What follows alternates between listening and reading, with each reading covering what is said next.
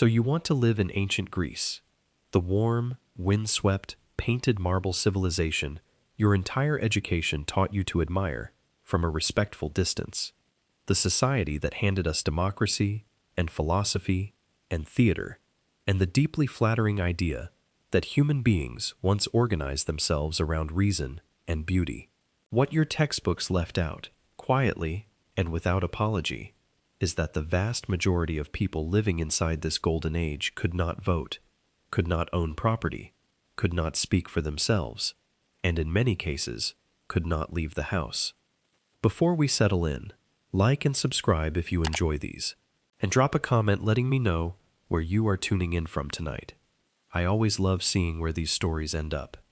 Now, dim the lights, switch on a fan for that soft background hum, get yourself comfortable, and let your shoulders finally drop away from your ears. Tonight is a long one, so just settle in, let the screen do its thing, and we will take it from here. So what did ancient Greeks actually eat, and was any of it something you would willingly put in your mouth? Did the birthplace of democracy really only let about 15% of its population participate? What was Greek medicine doing before Hippocrates, and why should that terrify you? Could an average person in Athens actually afford to live in Athens? What happened to you if you could not pay your debts in a society that considered that a moral failure? Why were the public toilets a social event? And should we be concerned about what that says about people? How did a civilization that invented theater handle the concept of a bad review? And what did the Greeks actually think happened to you after you died? Congratulations, you have just woken up in Athens, around 430 BCE. The marble you expected is painted in colors that would embarrass a carnival. The street smells like wood smoke and something you would rather not identify. And the world's first democracy would very much like to know whether you are a free adult male before it decides if you are a person. Let us find out what that means.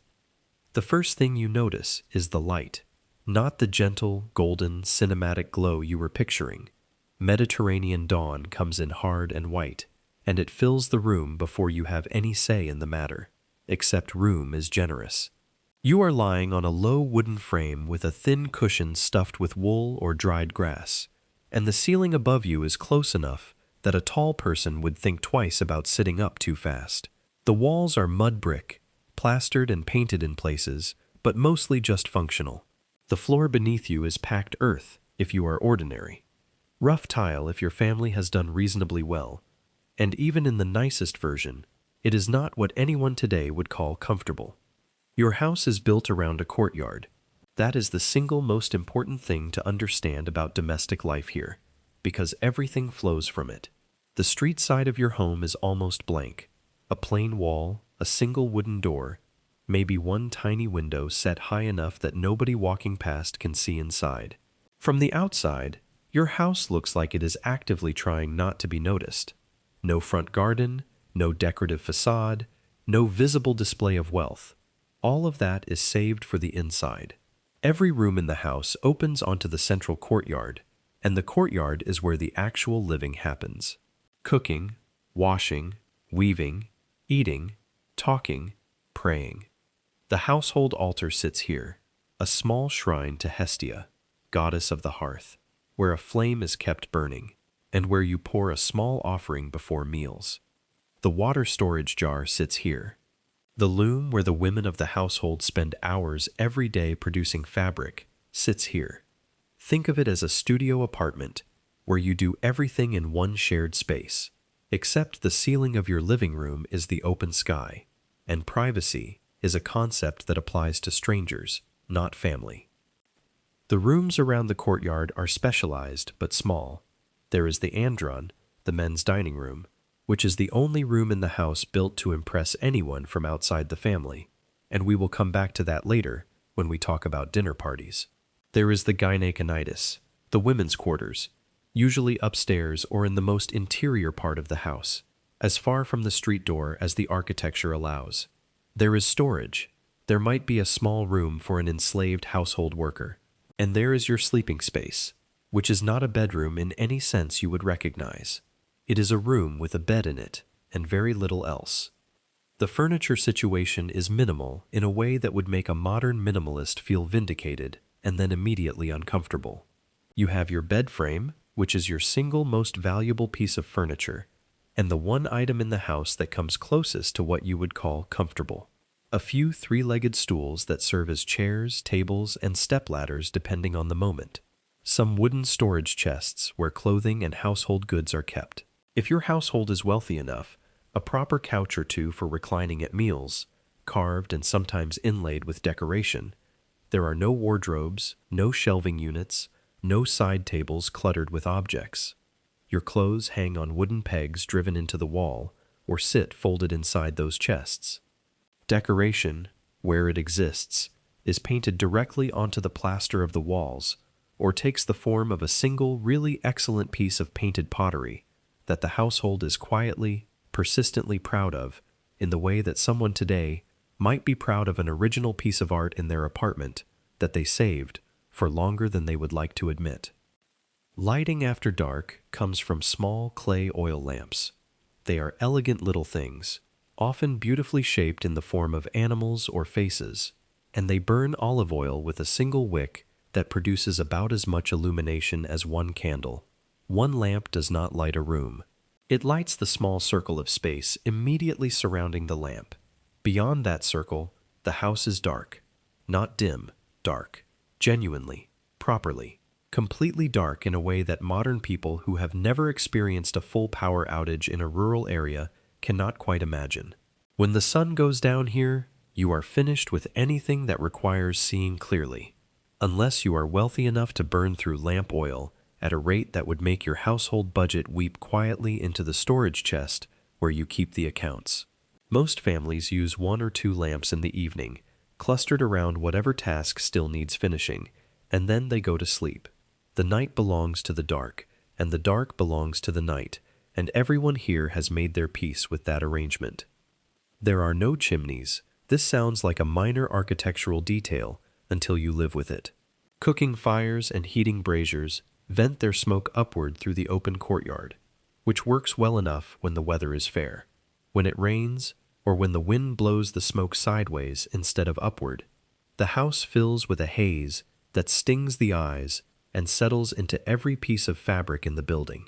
The walls of your home carry a faint, permanent smell of wood smoke, olive oil, and the particular lived-in warmth of people sharing a compact space across years. It is not unpleasant, exactly. It is simply always present, the way the background hum of a refrigerator is present in a modern kitchen. You stop noticing it after the first week. Guests do not. And if you have ever walked into someone's home and immediately known they cook a lot, you understand the principle. Except here, the kitchen is the entire house, and the ventilation system is hoping the weather cooperates. This is home.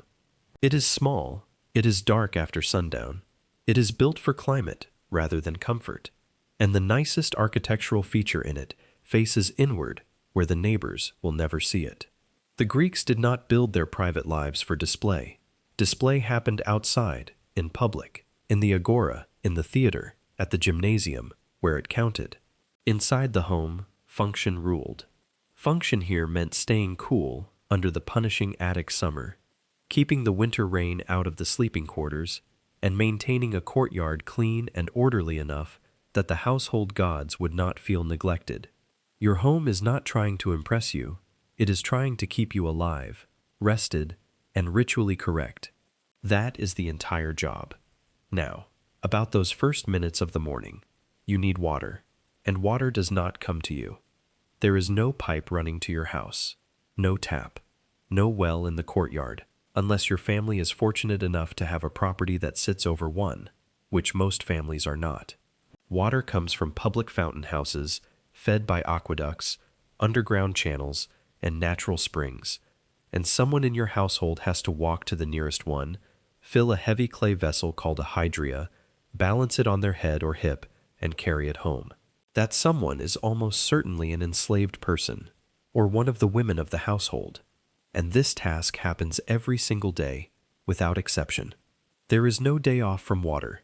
Rain collection helps when the season allows it, but the attic climate is dry for long stretches, and the fountain house is the reliable constant. The fountain houses themselves are genuinely worth pausing on. Some of them are beautiful.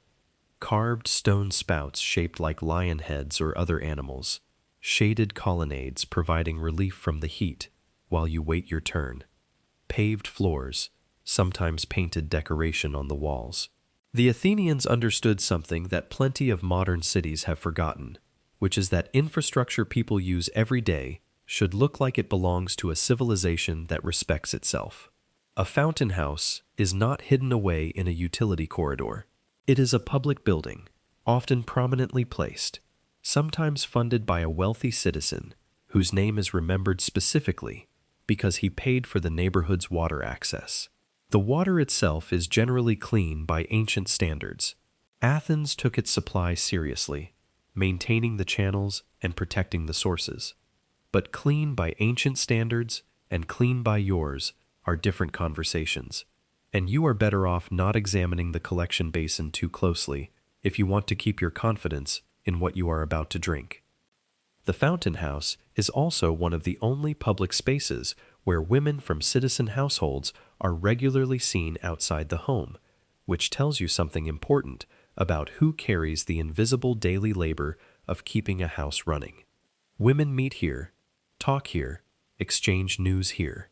It is a social space built around a chore, which is not unlike the way a modern laundromat or school pickup line functions, as an accidental community gathering for the people whose schedules are shaped by domestic logistics.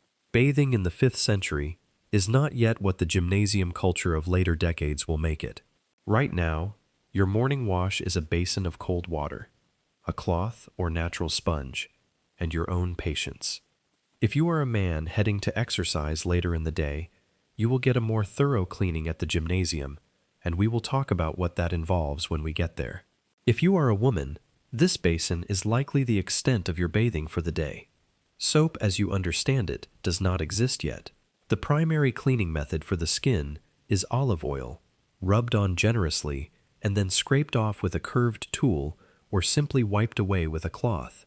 The oil lifts the dirt, the scraping removes both. It sounds peculiar until you remember that oil cleansing is a method modern skincare companies have rediscovered and now sell at a meaningful markup in sleek bottles, as though it were a breakthrough innovation rather than something a 5th century Athenian woman could have explained to you in 30 seconds while looking mildly confused about why you needed it explained at all. And then there are the toilets. Public latrines exist. They are communal, and the word communal is doing an enormous, heroic, deeply uncomfortable amount of work in that sentence. A public latrine here is a stone bench running along the walls of a room, with keyhole-shaped openings cut at regular intervals, positioned over a drainage channel that carries waste away with running water when the system is working as intended. There are no partitions between seats. There are no doors on the room. There is no concept of a stall. You sit down next to whoever else needed to sit down at the same time, and the social expectation is not mortified silence, but conversation. Active, engaged, normal conversation. People talked about the assembly vote, complained about the price of fish, caught up on neighborhood gossip, and generally conducted their social lives while conducting other business. The public latrine was a social space, not reluctantly or accidentally, deliberately. It was designed this way and used this way, and nobody involved found it strange. The modern bathroom, with its locked door and its aggressive pretense that you are entirely alone, would strike an Athenian as bizarre and, honestly, a little unfriendly. Why would you wall yourself off when you could be having a perfectly good conversation? The answer involves germ theory, which will not arrive for another 2,300 years, and a concept of bodily privacy that has more to do with modern cultural development than any universal human instinct. The Greeks were not less modest than you. They had a different map of where modesty applied, and the latrine was not on it. Cleaning implements were shared in ways that make a communal gym towel seem like a sterile medical instrument by comparison. The general principle of personal hygiene in a world without microbiology operates on fundamentally different assumptions about what constitutes clean enough. The Athenians were not filthy.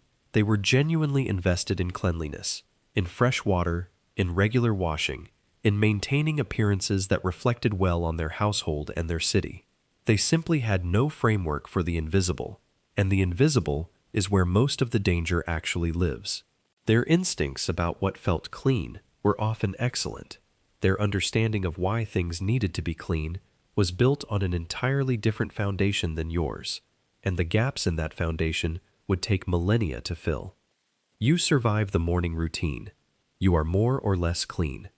The sun is climbing fast now, because this is the Aegean, and the sun does not believe in gradual transitions, which means it is time to eat.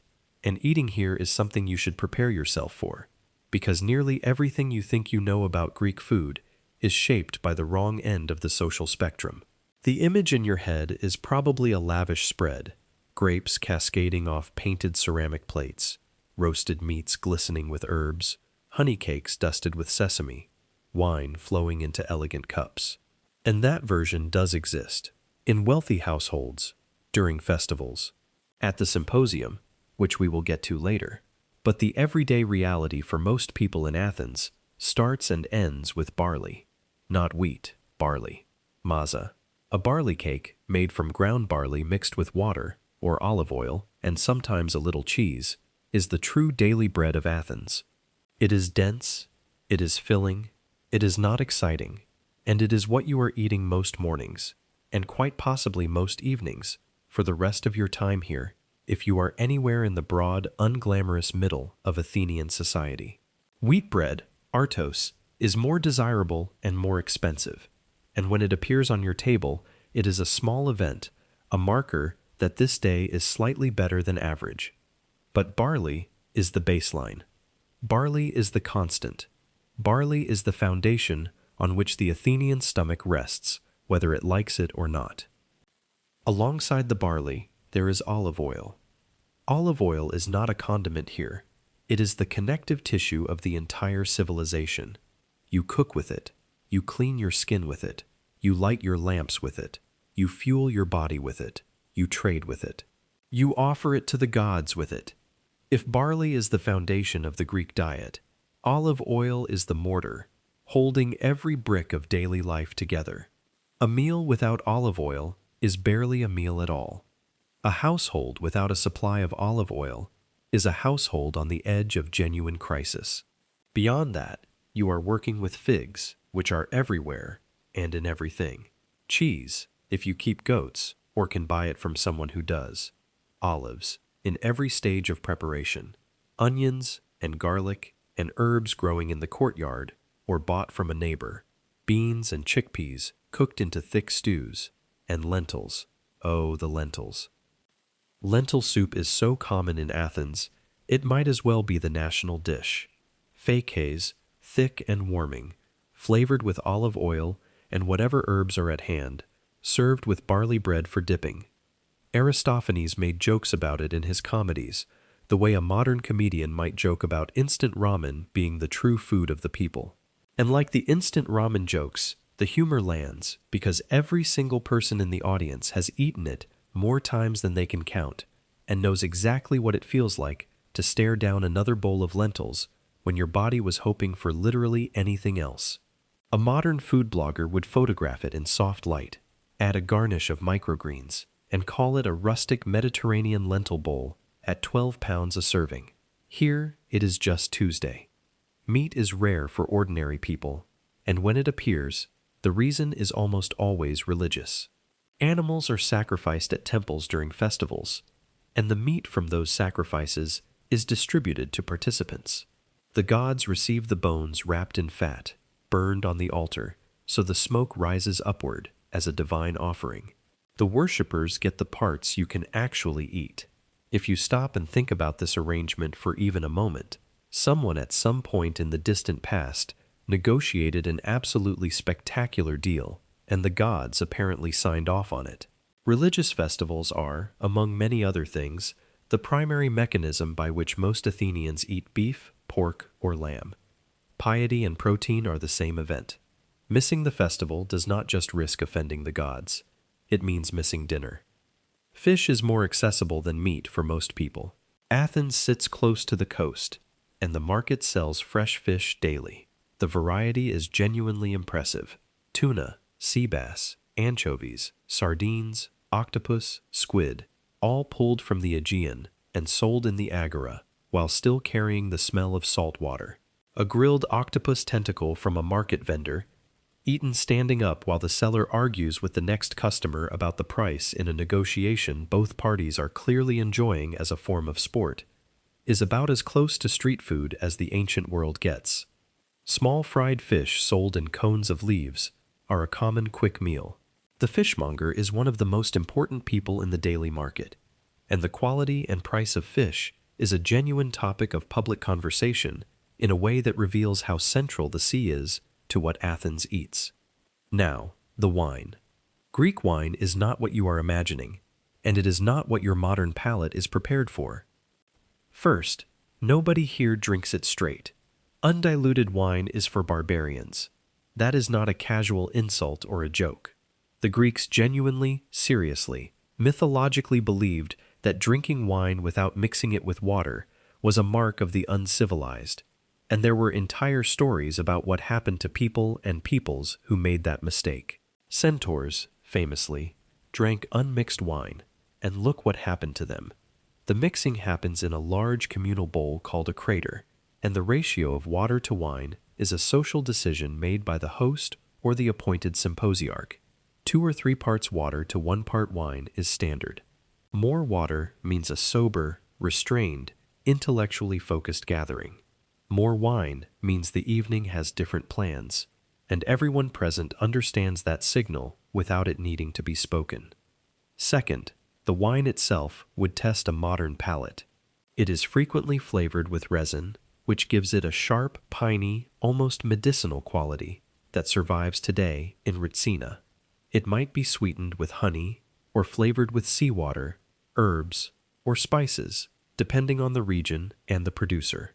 Storage technology does not allow for the kind of controlled, long-term aging that modern winemaking depends on, so anything that has traveled a significant distance is a gamble on freshness. Spoilage is not rare. You learn quickly which local vineyard produces reliable wine and which imported amphora is a coin flip between acceptable and regrettable.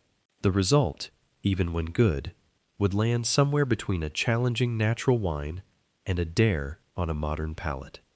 You drink it because it is what there is, and after a few weeks, you stop comparing it to anything else and begin judging it on its own terms, which is how most acquired tastes work.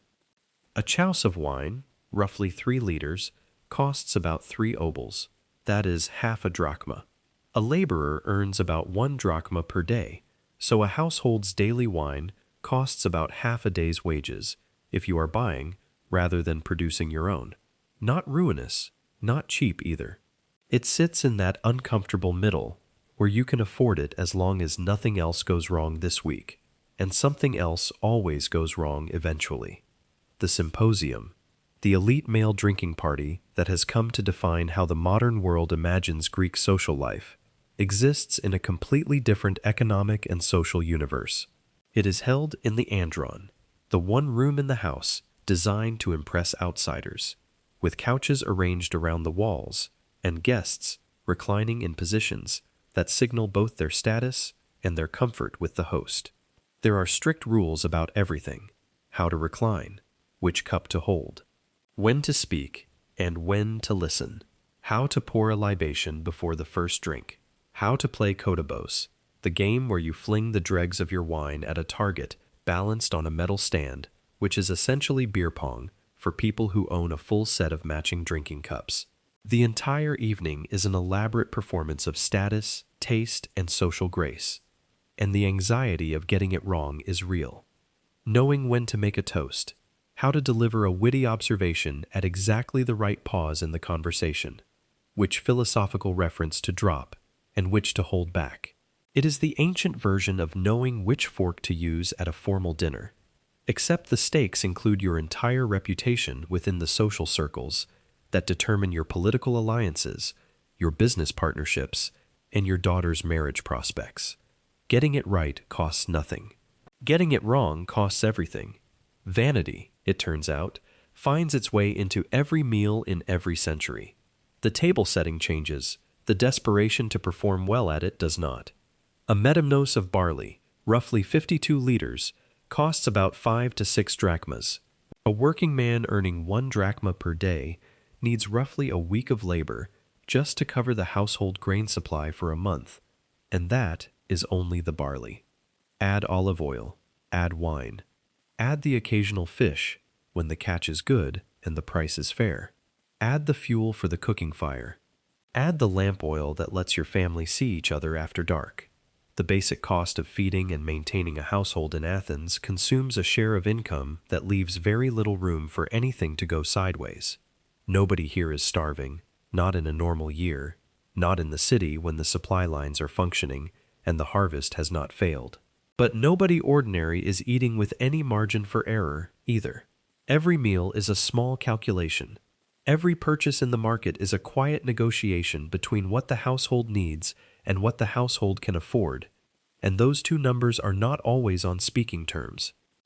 And speaking of what things cost in this city, there is a place where all of those calculations become visible, where every transaction, every argument, every social performance happens out in the open under the Attic sun. Time to step outside and walk to the agora. The agora is not a market. That is the first thing you need to understand, because calling it a market is like calling the internet a shopping website. Technically, yes, you can buy things there, but that is not what it is. The Athenian agora is the civic heart of the entire city, an open public space surrounded by stoas, long covered colonnades where people gather in the shade, and it is where commerce, politics, philosophy, gossip, legal proceedings, religious observance, and the general business of being Athenian all happen simultaneously, on top of each other, at full volume, every single day. You walk in from the north side, and the sound hits you first. Vendors calling out prices. A knot of men arguing about yesterday's assembly vote with the intensity of people who believe their opinion actually matters, which here it might, depending on who they are. Somewhere to your left, a philosopher or someone who has decided he is a philosopher is holding forth to a small crowd of people who are either genuinely interested or waiting for him to finish so they can use the bench. A woman, almost certainly not a citizen's wife, sells bread from a stall near the entrance. A fishmonger arranges the morning catch on a stone slab and eyes every passerby as a potential customer. The smell is wood smoke, frying oil, fresh fish, animal dung from the donkeys carrying goods in from the countryside, and underneath all of it, the dry, warm, dusty smell of a stone city heating up under the sun. The layout is organized, but not in any way that would satisfy a modern urban planner. Different trades cluster in different areas. The fish sellers here, the pottery sellers over there, the garland makers near the entrance to the cemetery road, because flowers and death have always been close neighbors. The money changers sit in a row near the central area where you can exchange foreign coins for Athenian owls, the silver drachmas stamped with the head of Athena on one side and her owl on the other. These coins are the most trusted currency in the Eastern Mediterranean. Other cities accept them at face value because the silver content is reliable, and the Athenians have been scrupulously honest about their coinage for long enough that the brand, and it is a brand, carries weight. Let us follow one of those coins for a moment. A single silver drachma. It begins its life as raw ore, pulled from the earth at the silver mines of Laurion, about 60 kilometers southeast of Athens. The hands that mined it belong to enslaved workers, but we will come back to that. The ore is smelted, refined, and sent to the mint, where it is struck into a coin weighing about 4 1/3 grams, stamped with Athena, stamped with the owl, released into circulation. This particular drachma is earned by a stonemason working on a public building project, his daily wage for a full day of skilled labor. He takes it to the agora. He spends 2 obols on barley, enough for his family for a couple of days. 1 obol on a small flask of olive oil, half an obol on sardines, still silvery and damp from the morning catch. The fishmonger takes that half obol and combines it with others to pay the harbor tax on his next shipment of goods. The tax collector sends the revenue to the city treasury. The treasury allocates a portion to maintaining the fleet, the warships that keep the trade routes open, that allow the fishmonger to receive his shipments in the first place. The circle closes. A single coin touches a laborer, a grain merchant, an oil seller, a fishmonger, a tax collector, and the state in the course of a single day. And every one of those transactions happens within shouting distance of each other in the agora. Prices here are a daily negotiation. There are no fixed tags, no printed numbers. Every transaction between a buyer and a seller involves a conversation, and that conversation is part theater, part mathematics, and part social performance. Sellers open high, buyers counter low. Both parties know exactly where the real price sits, and both pretend they do not.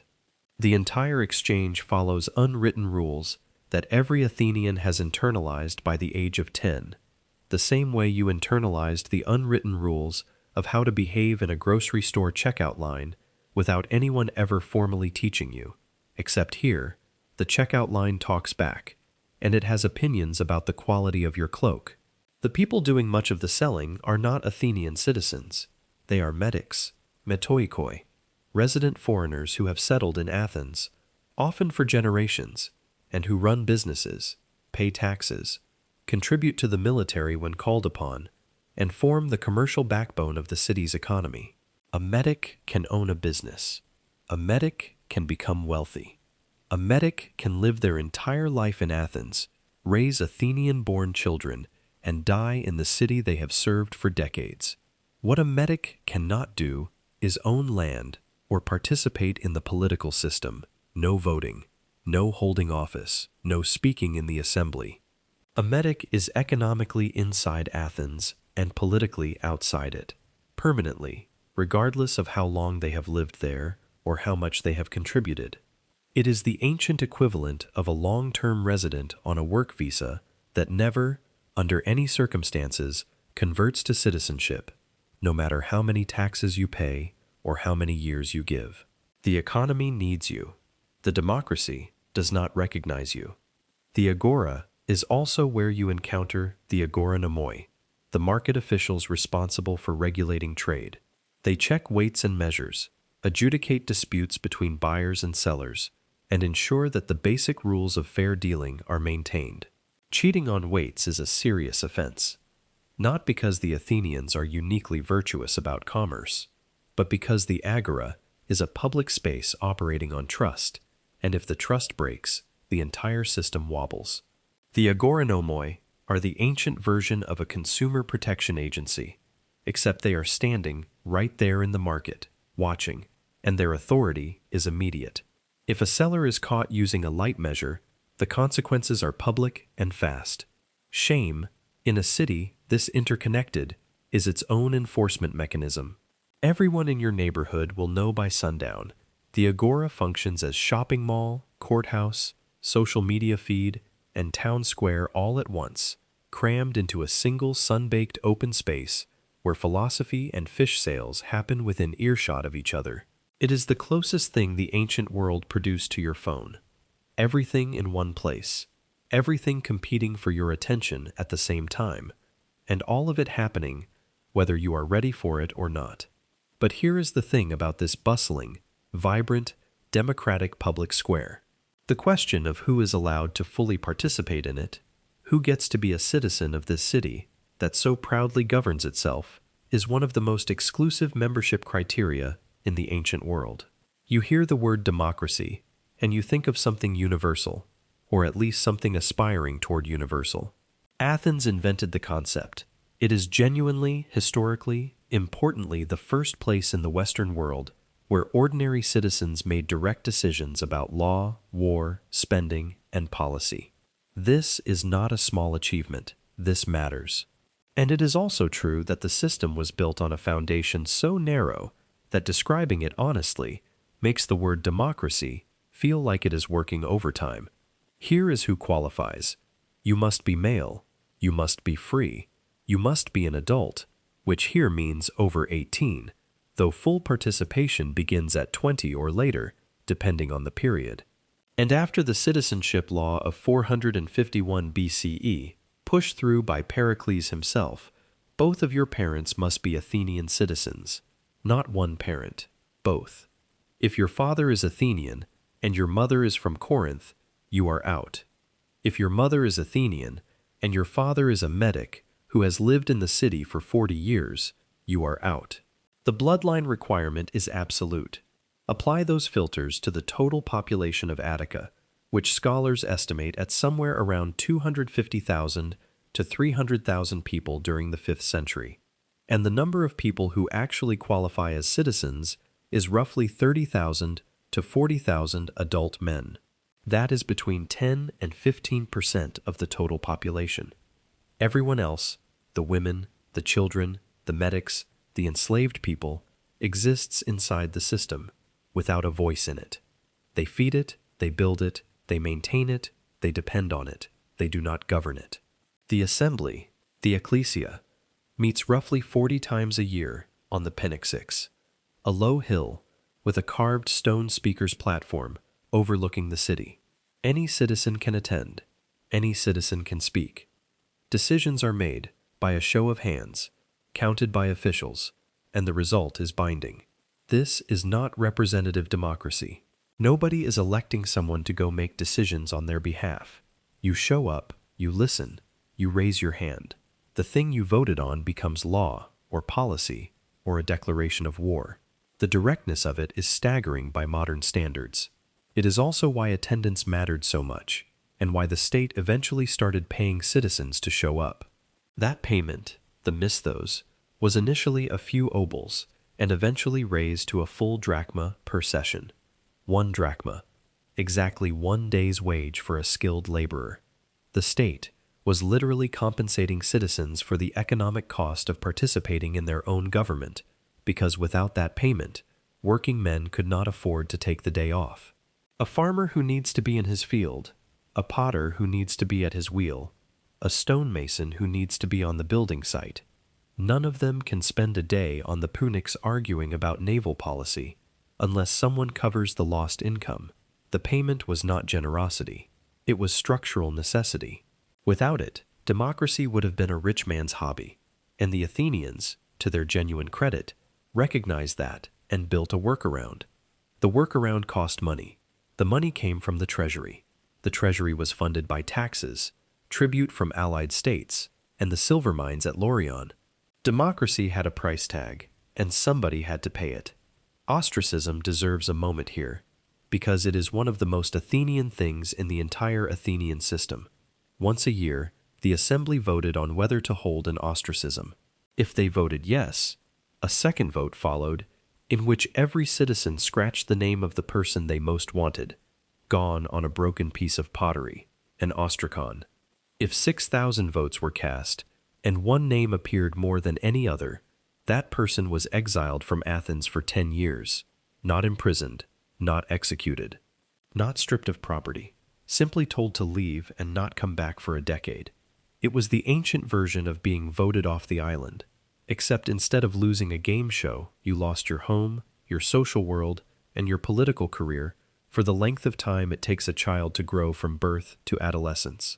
And the whole thing was decided by people scratching your name on broken crockery, which has an energy to it that no modern electoral technology has managed to replicate. The system was genuinely participatory for those inside the circle. Radically, directly, almost aggressively participatory. A citizen of Athens had more direct power over the laws and policies governing his life than almost any individual in any modern democracy. And the system was genuinely, structurally invisible to everyone outside the circle. A wealthy Medic businessman who had lived in Athens for 30 years, paid taxes, contributed to the military, employed dozens of people, and generated economic value that the city depended on, had less political power than the poorest citizen who stumbled up the Pnyx with nothing but his bloodline and his right to raise his hand. Money could not buy what birth gave freely. Status could not purchase what ancestry provided. The hierarchy was political, not economic. and it ran in a direction that made perfect sense to the people who benefited from it, and no sense at all to the people who did not.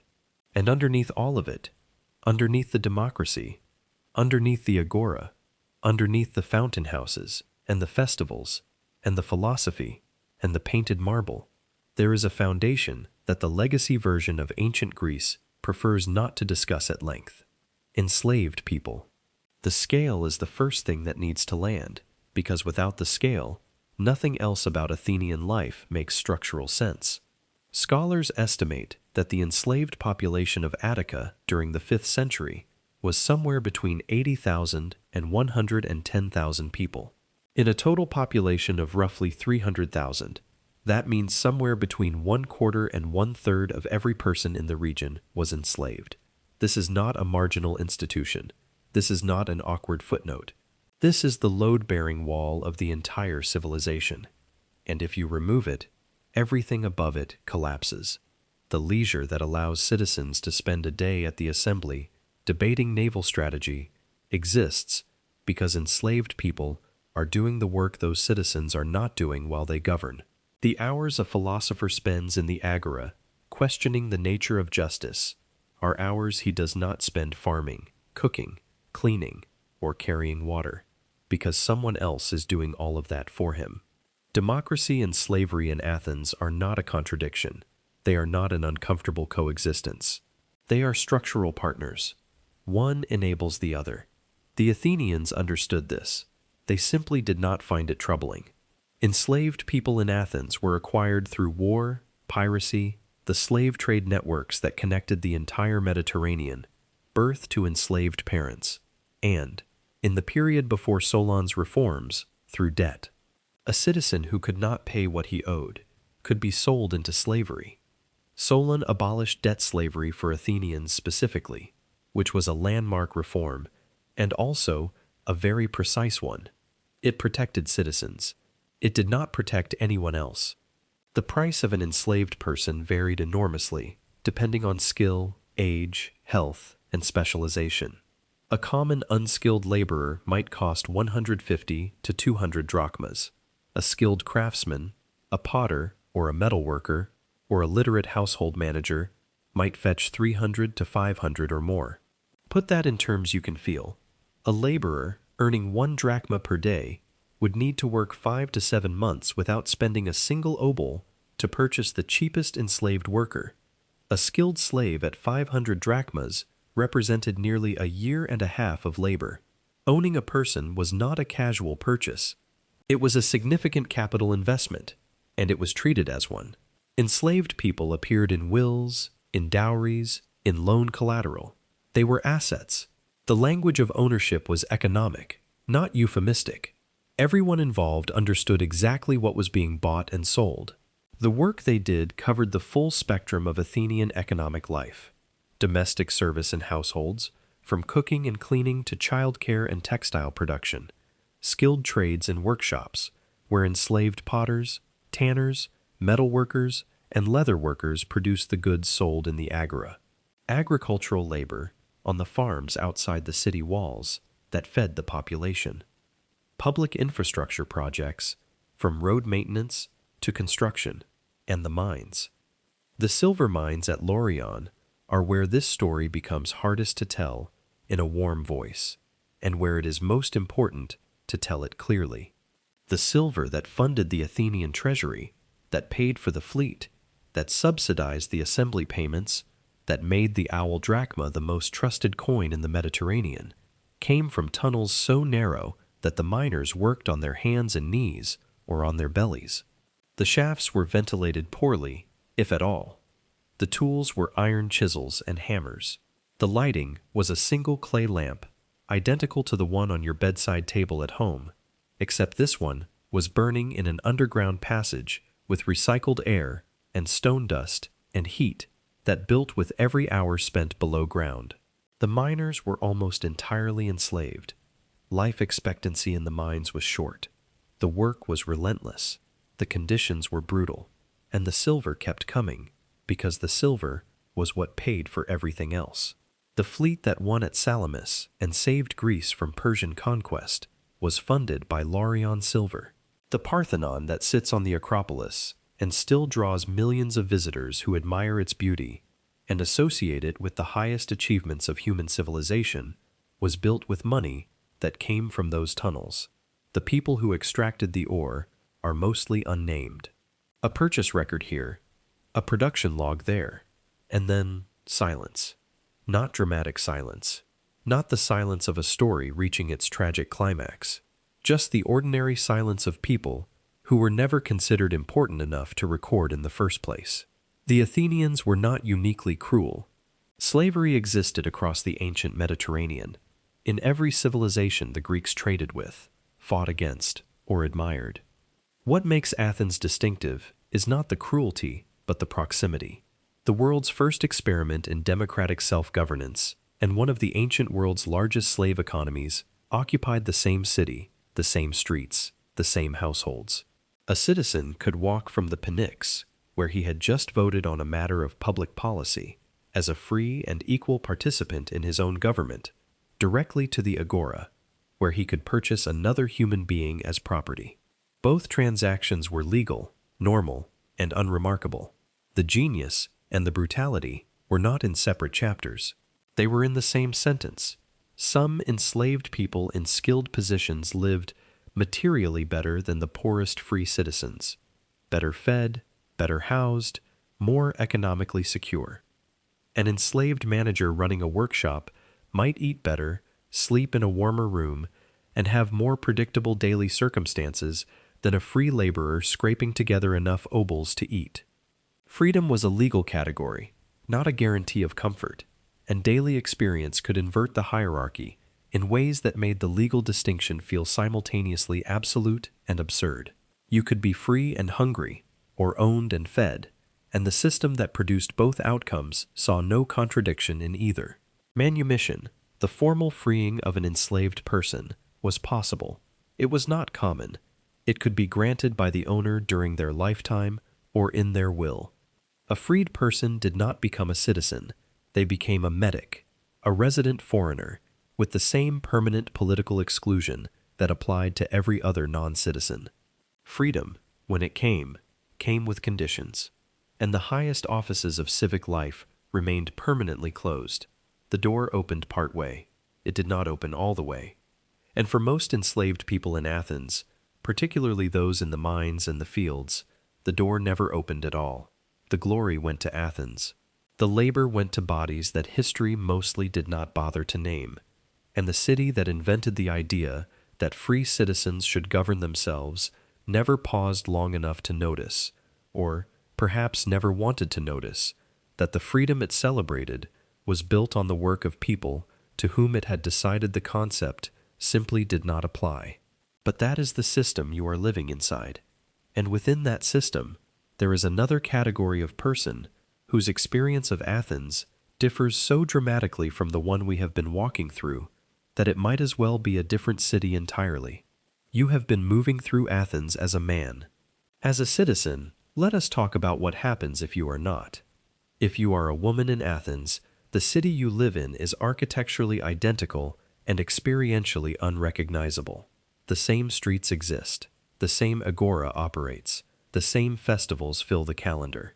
But your access to all of it is filtered through a set of restrictions so thorough that describing them clearly requires you to temporarily forget everything you associate with the phrase birthplace of freedom, because that phrase was never, at any point, intended to include you. Your legal status is defined by a single word, kyrios, guardian. Every woman in Athens, for her entire life, exists under the legal authority of a male guardian. When you are a girl, your kyrios is your father. When you marry, your kyrios becomes your husband. If your husband dies, your kyrios becomes your adult son, or if you have no sons, a male relative appointed by the family or the courts. At no point in this sequence do you become your own person in the eyes of the law. You cannot own property independently. You cannot conduct significant legal or financial transactions on your own authority. You cannot represent yourself in court. You cannot bring a legal case. If someone wrongs you, your kyrios brings the case on your behalf. because the legal system does not recognize you as a party capable of standing before it. You are, in the formal architecture of Athenian civic life, permanently adjacent to personhood without ever quite arriving at it. Present in every household, absent from every institution.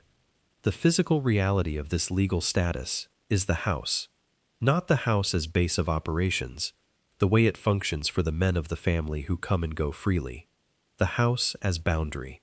Respectable citizen women are expected to remain inside the household compound for the vast majority of their lives.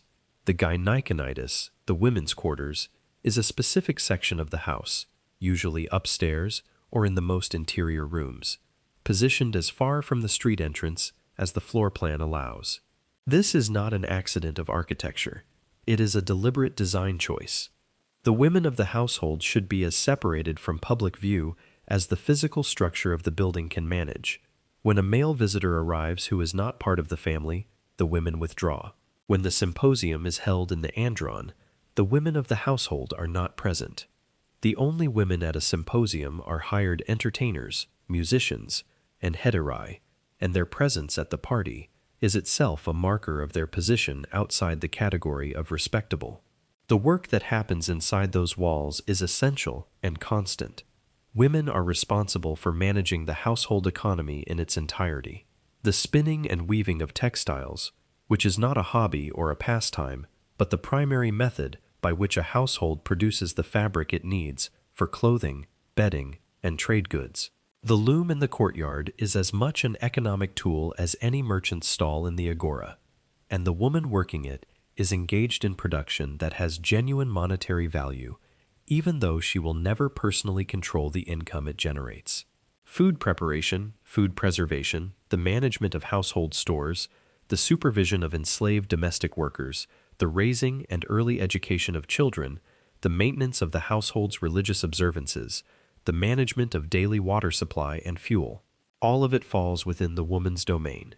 She runs the interior economy of the household with a competence and authority that everyone in the family depends on, and the legal system declines to recognize. The outdoors is not entirely forbidden. A woman might leave the house for religious festivals, which are among the few public events where women's participation is expected and even required. The Thesmophoria, a 3-day fertility festival honoring Demeter, is exclusively for married citizen women. It is one of the only occasions in the Athenian year when women gather without male supervision for a sustained period, and the rituals conducted are kept secret from men, with a seriousness that suggests the women guarding those secrets understood perfectly well what it meant to control information in a society that controlled them. Women attend funerals, where they play a central role in mourning rites and the preparation of the dead. And women go to the fountain house, as we discussed, because somebody has to carry the water, and the somebody is almost always female or enslaved or both. But casual public life, the kind of easy, unstructured movement through the city that a male citizen takes entirely for granted, walking to the agora to browse the stalls, stopping to listen to a speaker in the stoa, sitting in on a court case out of curiosity, attending a philosophical discussion in the gymnasium, none of that is available. The spaces where Athenian public life happens are male spaces, not by informal custom, but by active social enforcement. A citizen woman seen too often in public, or in the wrong public space, or without an acceptable reason, risks her own reputation and her family's reputation, and reputation here is not an abstract concept. It is a material asset that affects marriage prospects, political alliances, business relationships, and social standing. A family's honor is partially measured by the invisibility of its women. The less you are seen, the more respectable you are considered to be. The most praised woman in Athens, according to Pericles himself in his famous funeral oration, is the one about whom the least is said, whether for good or for ill. The highest compliment the city's most powerful man could offer the women of Athens was that nobody was talking about them. Let that sit for a moment. The contrast with Sparta is so sharp it almost seems like a different civilization, which in many ways it is. Spartan women exercised outdoors, visibly, in public. They received physical training alongside expectations of strength and fitness. They could own property, and by the 4th century BCE, Spartan women controlled an estimated 40% of all Spartan land, a concentration of female wealth that alarmed Aristotle enough for him to complain about it in writing. Spartan women spoke publicly, had opinions publicly, and were famous across Greece for their sharp tongues and their willingness to use them. The Athenians found this appalling. The idea that a woman might speak her mind to a man in public, let alone own property that gave her economic independence, struck the Athenian social sensibility as somewhere between barbaric and dangerous. A Spartan woman visiting Athens would have found the restrictions suffocating. An Athenian woman visiting Sparta would have found the freedoms disorienting. Both would have been right about the other's city, and neither system was designed with their comfort as a priority. The Hetairae occupy a unique and deeply revealing position in this structure. These are women, often foreign-born or freed from slavery, who operate as educated companions to elite men. They attend symposia. They engage in philosophical and political conversation. They are literate, often highly cultured, sometimes genuinely influential. Aspasia, the companion of Pericles, is the most famous example. She was from Miletus, not Athens. She could not be a citizen. She could not marry Pericles under the citizenship law that Pericles himself had championed, but she was, by multiple contemporary accounts, one of the most intellectually formidable people in the city. She was credited with influencing Pericles' rhetoric, with shaping policy discussions, and with hosting gatherings where the leading minds of Athens came to talk. She had access, influence, and a degree of public visibility that would have been unthinkable for a citizen wife. And she achieved all of it from a legal position that formally classified her as a non-citizen woman with no rights, living with a man who could not legally marry her under laws he himself had passed. The uncredited collaborator, whose name never appears on the work, the invisible hand guiding the visible one. Athens did not lack brilliant women. It lacked any system willing to officially acknowledge them. The marriage system reinforces every element of this structure. A girl is typically betrothed in her early to mid-teens to a man who is often significantly older, sometimes in his 30s. The marriage is arranged between her father and the groom. She does not choose. The betrothal is a legal agreement between two men in which the woman is the subject but not the agent. A dowry accompanies the bride and remains technically hers, in the sense that if the marriage dissolves, the dowry must be returned to her natal family. But during the marriage she does not control it. Her husband manages the assets. If he mismanages them, her kyrios from her birth family can intervene, but the intervention is between men, about property, conducted in legal spaces where the woman whose dowry is at stake cannot appear. The obsessive control over where women could go, who they could see, how they could be perceived, and how much of their existence should be visible to the public maps, uncomfortably, onto patterns of surveillance and reputation management that never actually disappeared from human societies. They just moved platforms. The specific mechanisms change. The underlying anxiety about female visibility, female autonomy, and female reputation as a commodity that belongs to the family rather than the individual has shown a remarkable persistence across centuries and cultures. The technology evolves.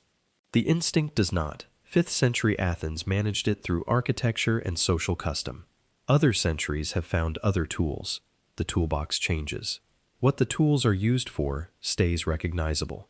You leave the women's quarters and step back into the version of Athens that recognizes you.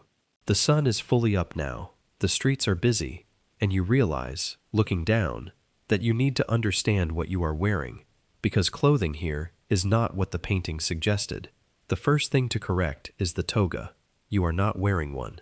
That is Rome, and the Romans have not built anything of note yet and will not for a while.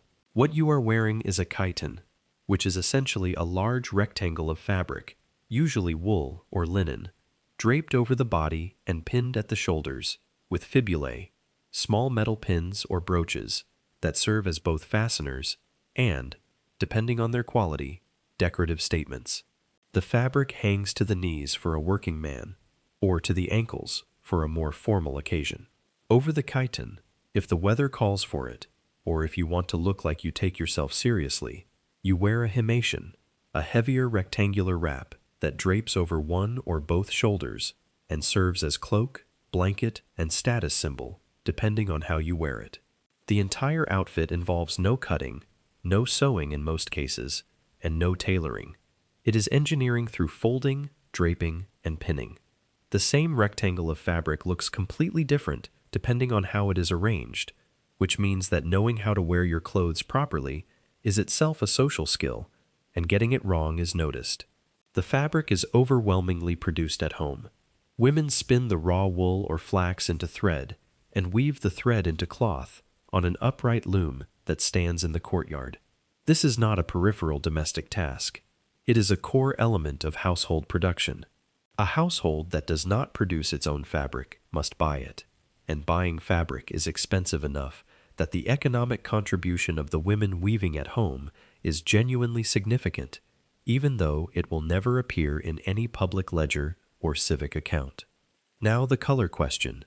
The flowing white robes of every film, every painting, every illustrated textbook you have ever seen are misleading in a way that has shaped the Western imagination for centuries. The popular image of Greece, dressed in clean, austere white, is a product of the same misunderstanding that gave us the white marble myth. The paint wore off the statues, the dye wore out of the surviving fabric fragments, and what remained looked pale. So everyone assumed the original was pale too. It was not. Wealthy Athenians wore color, saffron yellow, which was expensive because saffron is labor-intensive to harvest in any century. Deep reds from plant dyes, and of course, purple, the legendary Tyrian dye extracted from murex sea snails in a process so laborious and so foul-smelling that the dye works were always located outside the city walls for very practical olfactory reasons. Purple was the most expensive color in the Mediterranean world. A single pound of Tyrian purple dye could cost more than most people earned in a year. Wearing purple was not a fashion choice. It was a financial announcement delivered at the volume of a shout, in a shade visible from across the agora.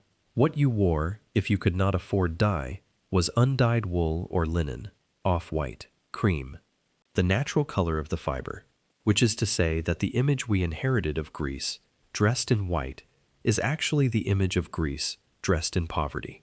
The gleaming white aesthetic that neoclassical artists admired and that Hollywood perpetuated is the ancient equivalent of looking at a faded photograph and assuming everyone in the past wore gray. They did not.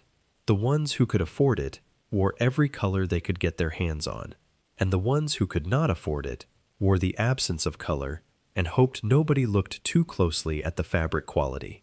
A good himation in dyed wool might cost 20 to 50 drachmas, depending on the quality and the color.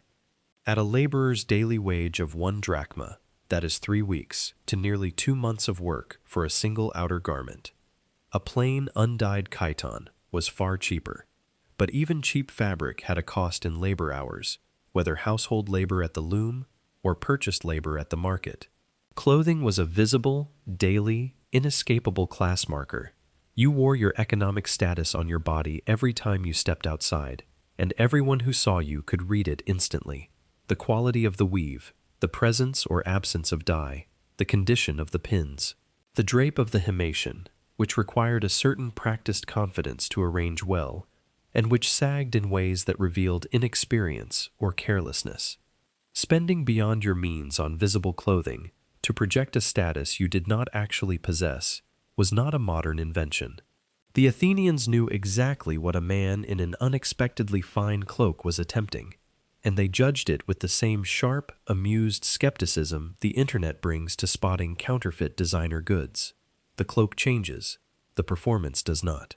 Footwear ranged from simple leather sandals to nothing at all. Going barefoot was common, and not considered a marker of poverty in the way it might be today. Socrates famously went barefoot through the streets of Athens in all weather, which his admirers considered a mark of philosophical toughness, and his critics considered a mark of philosophical showing off, which tells you everything about how Athens processed a man who refused to play the normal status games. Laundry, when it happened, was labor-intensive. Urine was used as a cleaning agent for wool, its ammonia content effective at lifting grease and grime, which is one of those facts that is simultaneously perfectly logical and deeply unwelcome. Fullers, the professional launderers of the ancient world, worked in conditions that modern health and safety regulations would shut down within the hour. The smell of a fuller's workshop was, by all accounts, a thing that stayed with you, both in memory and, if you stood too close, in your clothing, which somewhat defeated the purpose. Speaking of things that happen to your body in public, let us walk to the gymnasium, and let us be clear from the beginning about what the gymnasium actually is, because the word has narrowed considerably since the 5th century. The gymnasium is not a room with equipment. It is a sprawling public complex that serves simultaneously as an exercise ground, a social club, an informal school, a political networking venue, and the primary place where Athenian men go to see and be seen in the most literal possible sense. The word gymnasion comes from gymnos, meaning naked. Everyone here is naked. That is not a detail. That is the defining feature of the institution. Athletic exercise in Athens is performed without clothing, and this is not considered remarkable, embarrassing, or noteworthy by anyone present. It is simply how physical training is done. You strip, you exercise, you clean up, you leave. The nudity is the baseline, not the exception. The complex typically includes a large open exercise yard, the palaestra, which is a more enclosed space specifically for wrestling and combat sports, changing areas, washing facilities, and shaded walkways where the post-exercise socializing happens. The exercise yard is where you run, throw the javelin, hurl the discus, and practice the various athletic disciplines that form the core of Greek physical culture. The palaestra is where the close contact sports happen, wrestling in particular, which is less a sport and more a full-body chess match conducted in sand with a level of technical sophistication that would impress a modern martial artist. Before you exercise, you oil your body.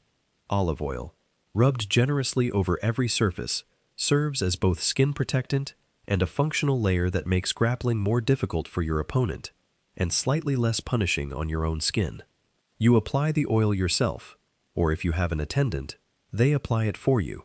The oil mixes with the dust of the exercise yard, the sand of the palaestra, and your own sweat into a layer of grime that coats you thoroughly by the end of a training session.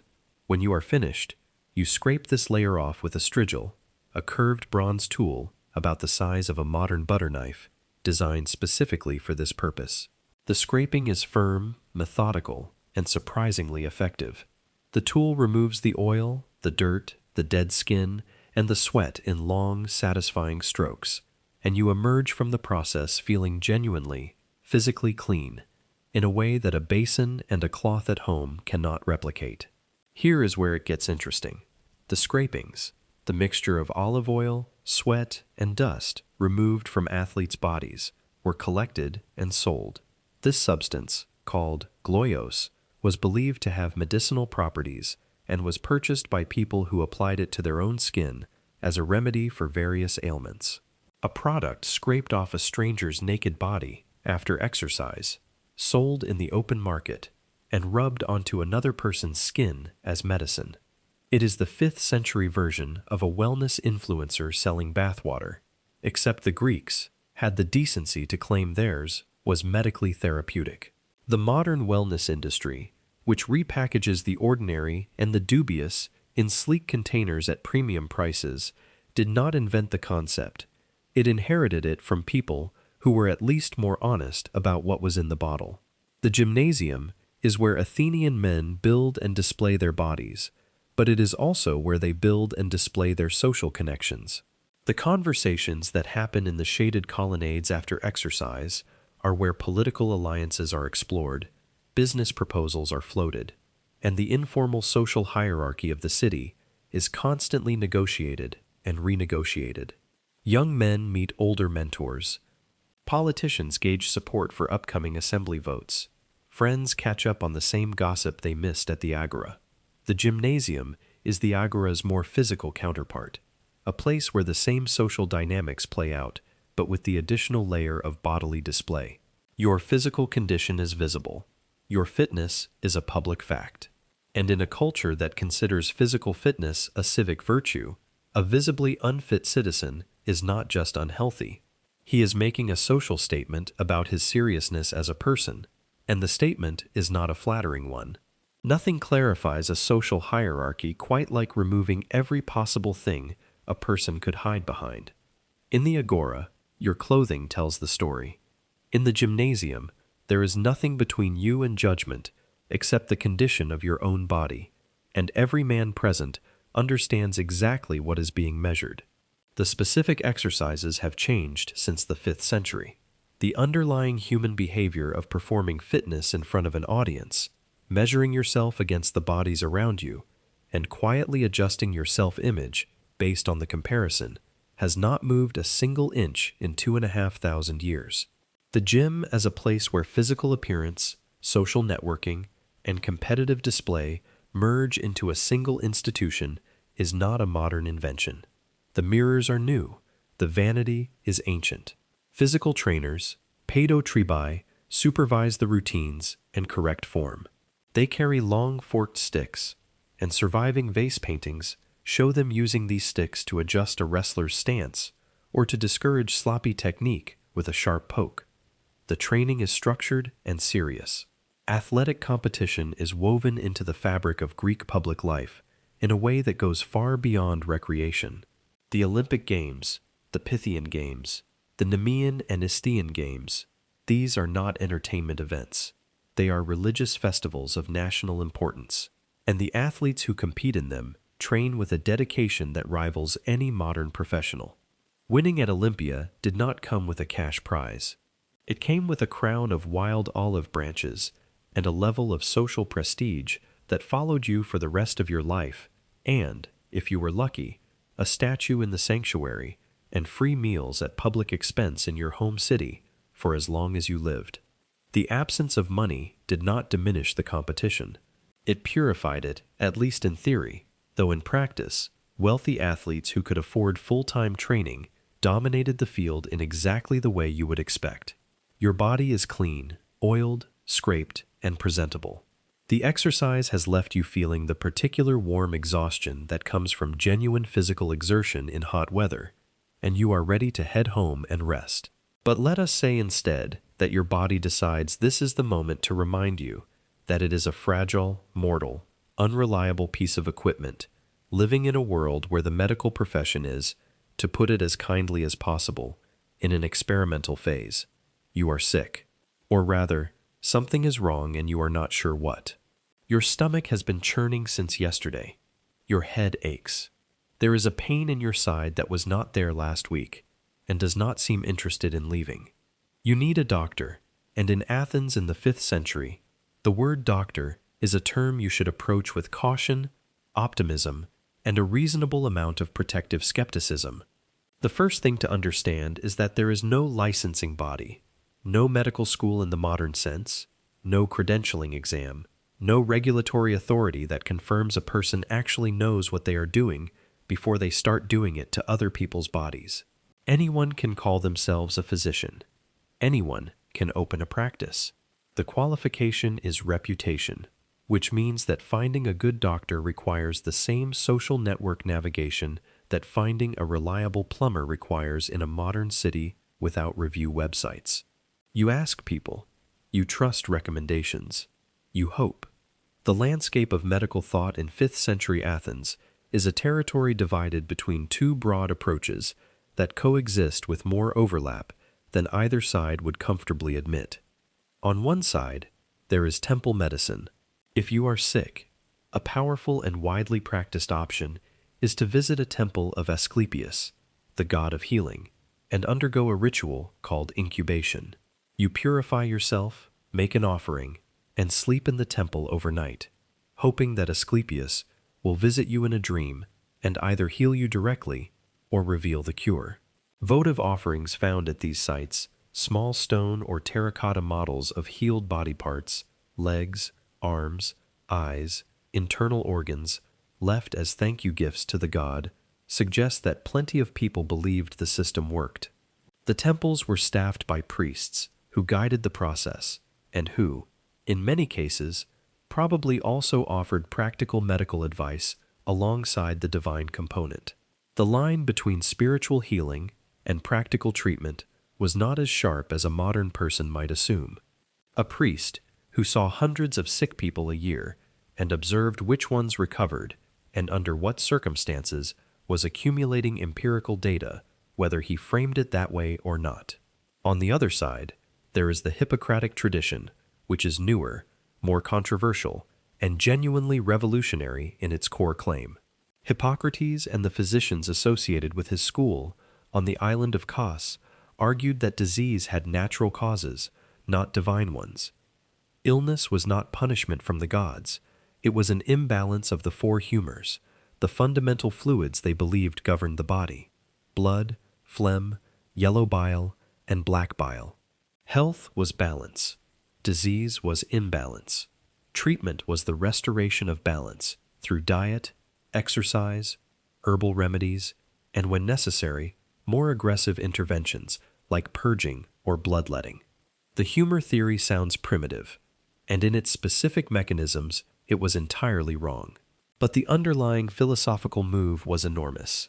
Saying that disease has natural causes that can be observed, categorized, and treated through rational methods rather than ritual appeasement was a break from every medical tradition that preceded it. The Hippocratic texts include detailed case observations, records of symptoms, disease progression, and outcomes that read remarkably like modern clinical notes. They got the theory wrong. They got the method right. And the method, the habit of watching carefully, recording honestly, and building treatment decisions on observed evidence rather than inherited dogma, is the foundation that eventually, after a very long and winding road, led to the medicine you rely on today. In practice, a patient in Athens did not necessarily choose between these two systems. You might visit a Hippocratic physician in the morning, receive a dietary prescription and an herbal remedy, and sleep in the temple of Asclepius that night, covering both angles with the practical open-mindedness of a person who is ill and not particularly interested in philosophical consistency. Hedging your bets when your health is at stake is not a sign of confused thinking. It is a sign of clear priorities. The treatments available from a Hippocratic physician include dietary changes, which were the first-line intervention for almost everything. Adjusting what you eat, how much you eat, when you eat, and what you drink. Herbal medicines made from plants, whose properties were cataloged in texts that show a genuine and often accurate understanding of botanical pharmacology. Honey for wounds, which actually works. Willow bark for pain, which contains a compound related to modern aspirin. Wine as an antiseptic wash, which has some basis in reality. And then, the more aggressive interventions. Purging, both upward and downward, using emetics and strong laxatives. Bloodletting, which was theoretically grounded in the idea that removing excess blood restored humoral balance, and practically grounded in the idea that doing something felt more medical than doing nothing. Cupping, where heated cups were placed on the skin to draw blood to the surface. And surgery, limited but real. The Hippocratic texts describe the draining of abscesses, the reduction of dislocations, the setting of fractures, and the genuinely alarming practice of trepanation, drilling a hole in the skull to relieve pressure or treat head injuries. Skulls found in Greek burials show evidence of trepanation, with signs of bone regrowth around the hole, which means the patient survived the procedure, survived having a hole drilled in their skull with bronze tools and no anesthesia and no germ theory and no understanding of infection, beyond the observation that some wounds rot and some do not. The fact that people walked away from this says less about the skill of the surgeon, though some of them were clearly skilled, and more about the sheer, unreasonable, breathtaking stubbornness of the human body when it decides it is not finished yet. A physician's fee was a market transaction like any other. There was no standard pricing. A house call from a well-regarded physician in Athens could cost several drachmas, money that many working families could not easily spare, particularly when the illness was ongoing and the treatment extended.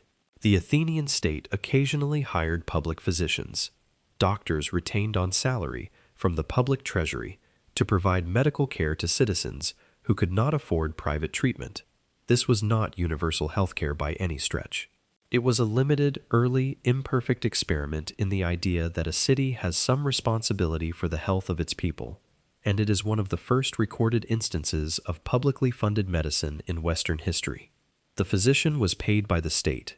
The citizen did not receive a bill. The system was small, underfunded, and inconsistent. It was also, in its basic principle, recognizable. The argument about whether medicine should be a market transaction or a public service has been running for about 2,500 years and shows no signs of reaching a conclusion. The Hippocratic Oath, which you may have heard of, existed during this period, but was not what modern people tend to assume.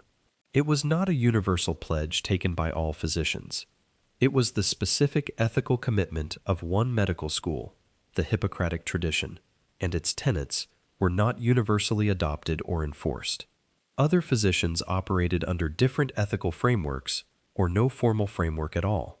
The oath's lasting fame owes more to its eventual adoption by later medical traditions than to its authority in 5th century Athens, where a patient visiting a doctor had no guarantee that the person treating them subscribed to any particular code of conduct beyond the general incentive to maintain a reputation good enough to keep attracting patients. The market, not the oath, was the primary regulator. The humor system, with its 4 fluids and its emphasis on balance, would dominate Western medicine for over 2,000 years. It would be refined by Galen in Rome, transmitted through Arabic scholars during the medieval period, and practiced in European hospitals well into the 18th century. Patients would be bled, purged, and subjected to dietary regimes based on humoral theory, for centuries after the theory's foundational assumptions had been quietly undermined by evidence that nobody was quite ready to accept. The gap between a theory being wrong and a practice being abandoned is one of the longest gaps in the history of human knowledge, and it starts here, in a consulting room in Athens, where a physician confidently explains that your stomach pain is caused by an excess of yellow bile and prescribes a regimen that includes avoiding cheese, drinking diluted wine with specific herbs, and taking long walks in the evening air. The diagnosis is wrong. Some of the treatment accidentally helps, and you leave feeling better about your situation than you did when you walked in, which is, when you think about it carefully, the one medical outcome that has remained perfectly consistent from the 5th century BCE to this afternoon. The afternoon sun is past its peak now, and the heat that has been building all day is beginning its slow, reluctant retreat. The city settles into the rhythm of its later hours, and the things that occupy Athenian minds in this part of the day turn from the practical to the spiritual, from the body to the soul, from the marketplace to something older and less negotiable. Because in Athens, the gods are not a weekend obligation. They are not a private belief tucked away inside your personal life. They are here, they are everywhere, and they are paying very close attention. Religion in Athens is not something you do. It is something that is happening to you, around you, and because of you, every single hour of every single day, whether you are thinking about it or not. There is no separation between the sacred and the ordinary here. No distinct day of worship set apart from the working week. No building you enter once a week to be religious and then leave to be secular. The gods live in every meal, every journey, every transaction, every breath of wind, every crack of thunder, every dream you have at night that you cannot quite explain in the morning. They are woven into the structure of daily life so thoroughly that removing them would not leave a gap. It would collapse the entire framework. Your morning begins with a small offering at the household altar, a few drops of wine poured onto the ground or into the hearth fire for Hestia, goddess of the home. This is not optional. It is not a gesture of particular piety. It is simply what you do before eating, the way you might lock your front door before leaving the house. Automatic, habitual, and grounded in the quiet understanding that failing to do it would be foolish in a way that you would rather not test. The Herm at your front door, a stone pillar topped with a carved head of Hermes, watches over the threshold between your private space and the public world. You acknowledge it when you leave. You acknowledge it when you return. The boundary between inside and outside is not just architectural. It is sacred, and Hermes stands on it. Every meal includes a libation. Before you eat, you pour a small amount of wine or water onto the ground as an offering. Before you drink at a symposium, the first pour goes to the gods. Before a journey, you make an offering for safe travel. Before a business transaction of any significance, you might visit a shrine or consult an omen. Before planting, before harvesting, before launching a ship, before going to war, before speaking in the assembly on a matter of weight, there is a religious act, not always elaborate. Sometimes, just a spoken prayer and a splash of wine on packed earth, but always present, always performed. The gods are not watching from a distance. They are in the room, and the Athenians behave accordingly. The public festival calendar in Athens consumes roughly 60 days per year. 60 days. That is more public holidays than most modern nations offer their citizens. The difference is that these are not optional. They are not personal days. Skipping a festival is not taking a break. It is an insult to a god who might respond in ways that are unpredictable, disproportionate, and extremely difficult to undo. The Athenians approach divine displeasure the way a reasonable person approaches electricity. You do not need to understand exactly how it works to know that you should not be careless with it. The festivals range from small neighborhood observances to massive citywide events that reshape the calendar around them. The Panathenaea, held every year with a grander version every 4 years, is Athens's great birthday party for Athena, the patron goddess. It includes athletic competitions, musical contests, a grand procession through the city, and the presentation of a new woven robe, the peplos, to the ancient wooden statue of Athena in the Erechtheion on the Acropolis. The procession is the centerpiece. Citizens, medics, freed people, and even representatives from allied states walk together through the streets, carrying offerings, leading sacrificial animals, and generally performing Athenian identity at maximum volume. The frieze of the Parthenon, that long carved strip running around the upper wall of the building, depicts this procession in stone, and the fact that the Athenians chose to decorate their greatest temple not with mythological scenes alone, but with a depiction of themselves walking to worship, tells you something about how they understood the relationship between the human and the divine. The gods were up there, but the Athenians were right behind them, and they made sure the architecture reflected the proximity. Animal sacrifice is the central religious act. It is also the primary way most ordinary Athenians eat meat, which gives the ritual a practical dimension that runs parallel to its spiritual one. The process is formalized and specific. The animal, typically a sheep, goat, pig, or in the most lavish sacrifices an ox, is led to the altar, adorned with ribbons and garlands, and ideally goes willingly, because a reluctant sacrifice was a bad omen and nobody wanted to deal with the theological implications of a goat that had to be dragged. A prayer is spoken. Barley grains are scattered on the altar and on the animal's head. The animal is killed swiftly, the throat cut by a priest or a designated sacrificer, and the blood is collected and poured over the altar. Then the division happens, and this is where the economics of piety become genuinely fascinating. The bones and the fat are wrapped together and burned on the altar fire. The smoke rises, the gods receive the smoke, the worshippers receive the meat.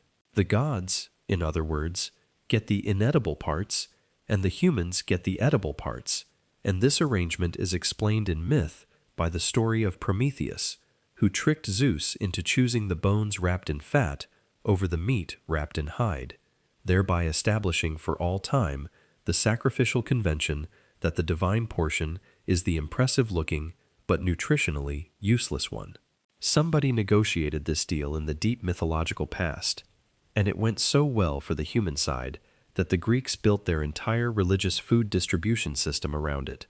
The gods get the theater, the people get the steak. It is one of the most quietly favorable agreements in the history of religious obligation. The meat from major sacrifices is distributed to participants and sometimes sold in the marketplace.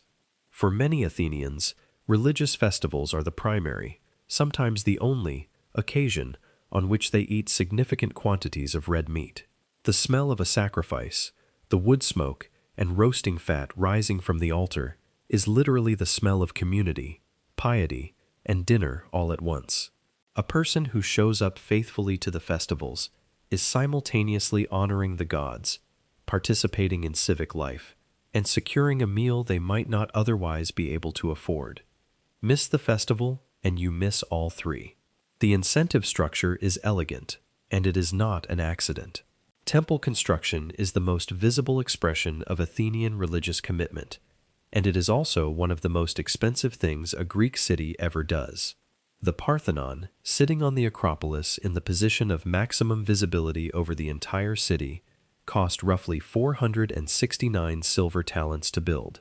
1 talent equals 6,000 drachmas, so the Parthenon cost approximately 2,814,000 drachmas. A laborer, earning 1 drachma per day, working every day without rest, would need over 7,700 years to earn that amount. The building was completed in roughly 15 years, which gives some sense of the workforce mobilized, the resources concentrated, and the civic willingness to devote an almost incomprehensible share of public wealth to a single building dedicated to a goddess whose favor the city considered essential to its survival.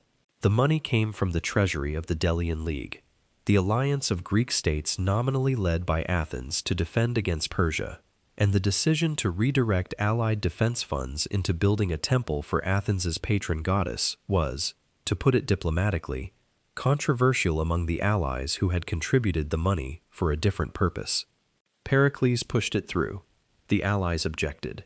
Athens built the temple anyway. The Parthenon is many things: a masterpiece of architecture, a monument to Athena, a symbol of Athenian cultural supremacy, and a very expensive unilateral decision made with other people's money, which is a tradition that long predates modern government spending. Oracles are the other great infrastructure of Greek religious life.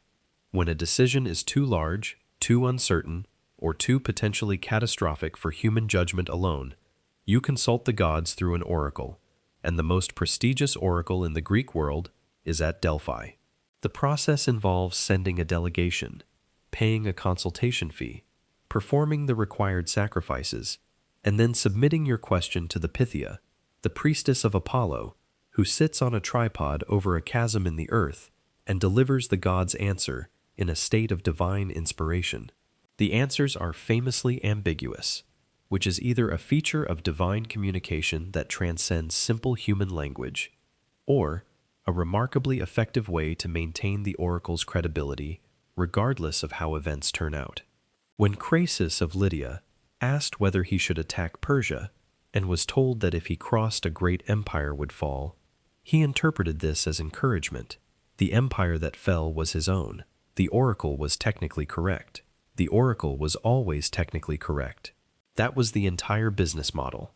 Athens and other Greek states consulted Delphi before major military campaigns, before founding colonies, before significant changes in law, and before any decision where the stakes were high enough that somebody wanted divine backing before committing.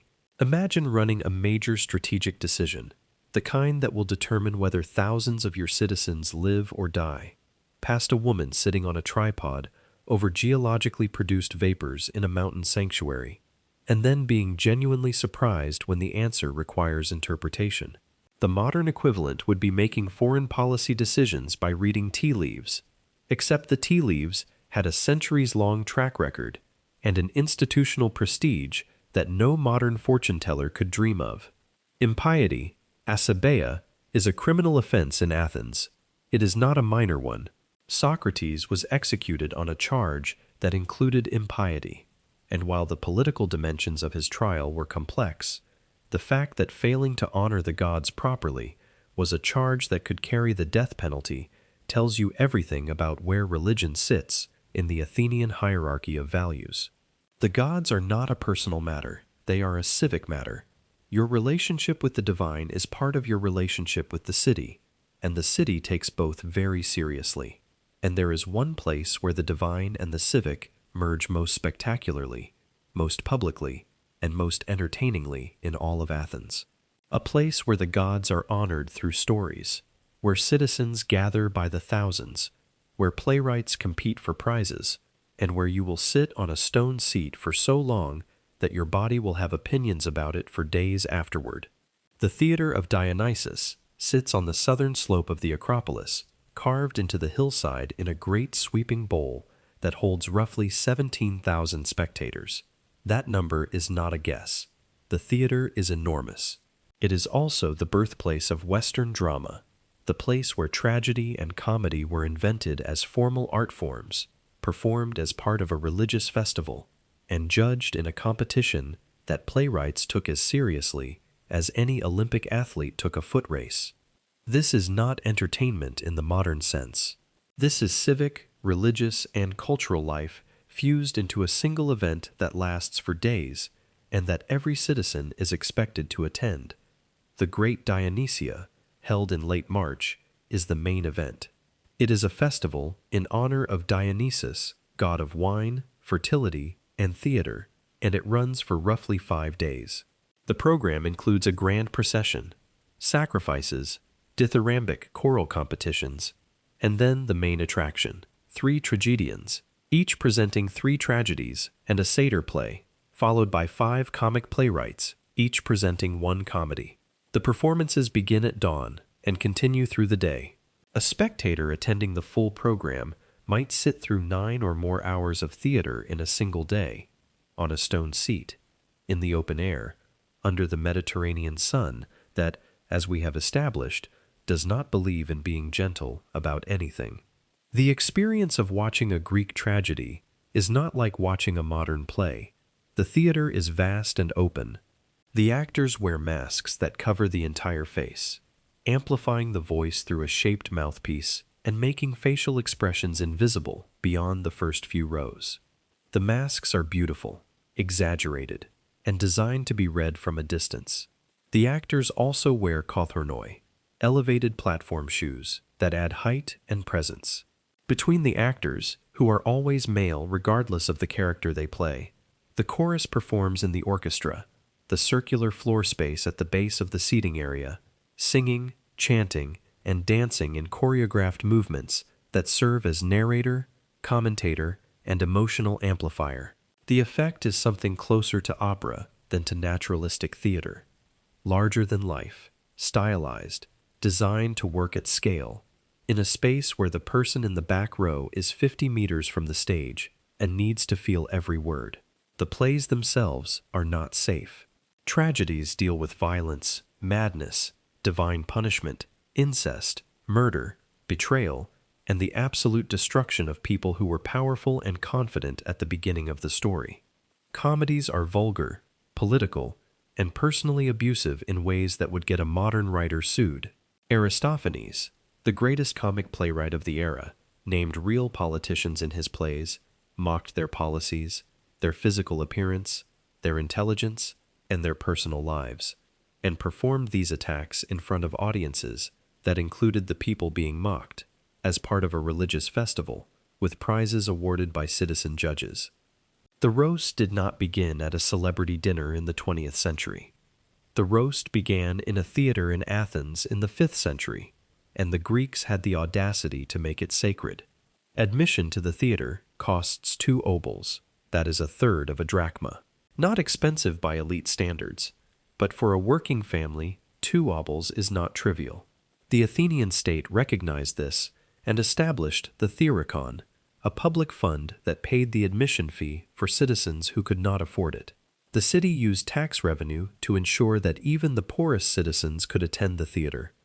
Cultural participation was considered a civic responsibility, not a luxury. The idea that the state has an obligation to make the arts accessible to all of its people, not just the ones who can pay, is an arts funding philosophy that most modern governments would call ambitious. Athens implemented it in the 5th century and considered it normal. The judges were citizens selected by lot, and their decision was final. Winning the competition brought enormous prestige to the playwright, the actors, and the choregos. The wealthy citizen who funded the production as a form of public service, called a liturgy.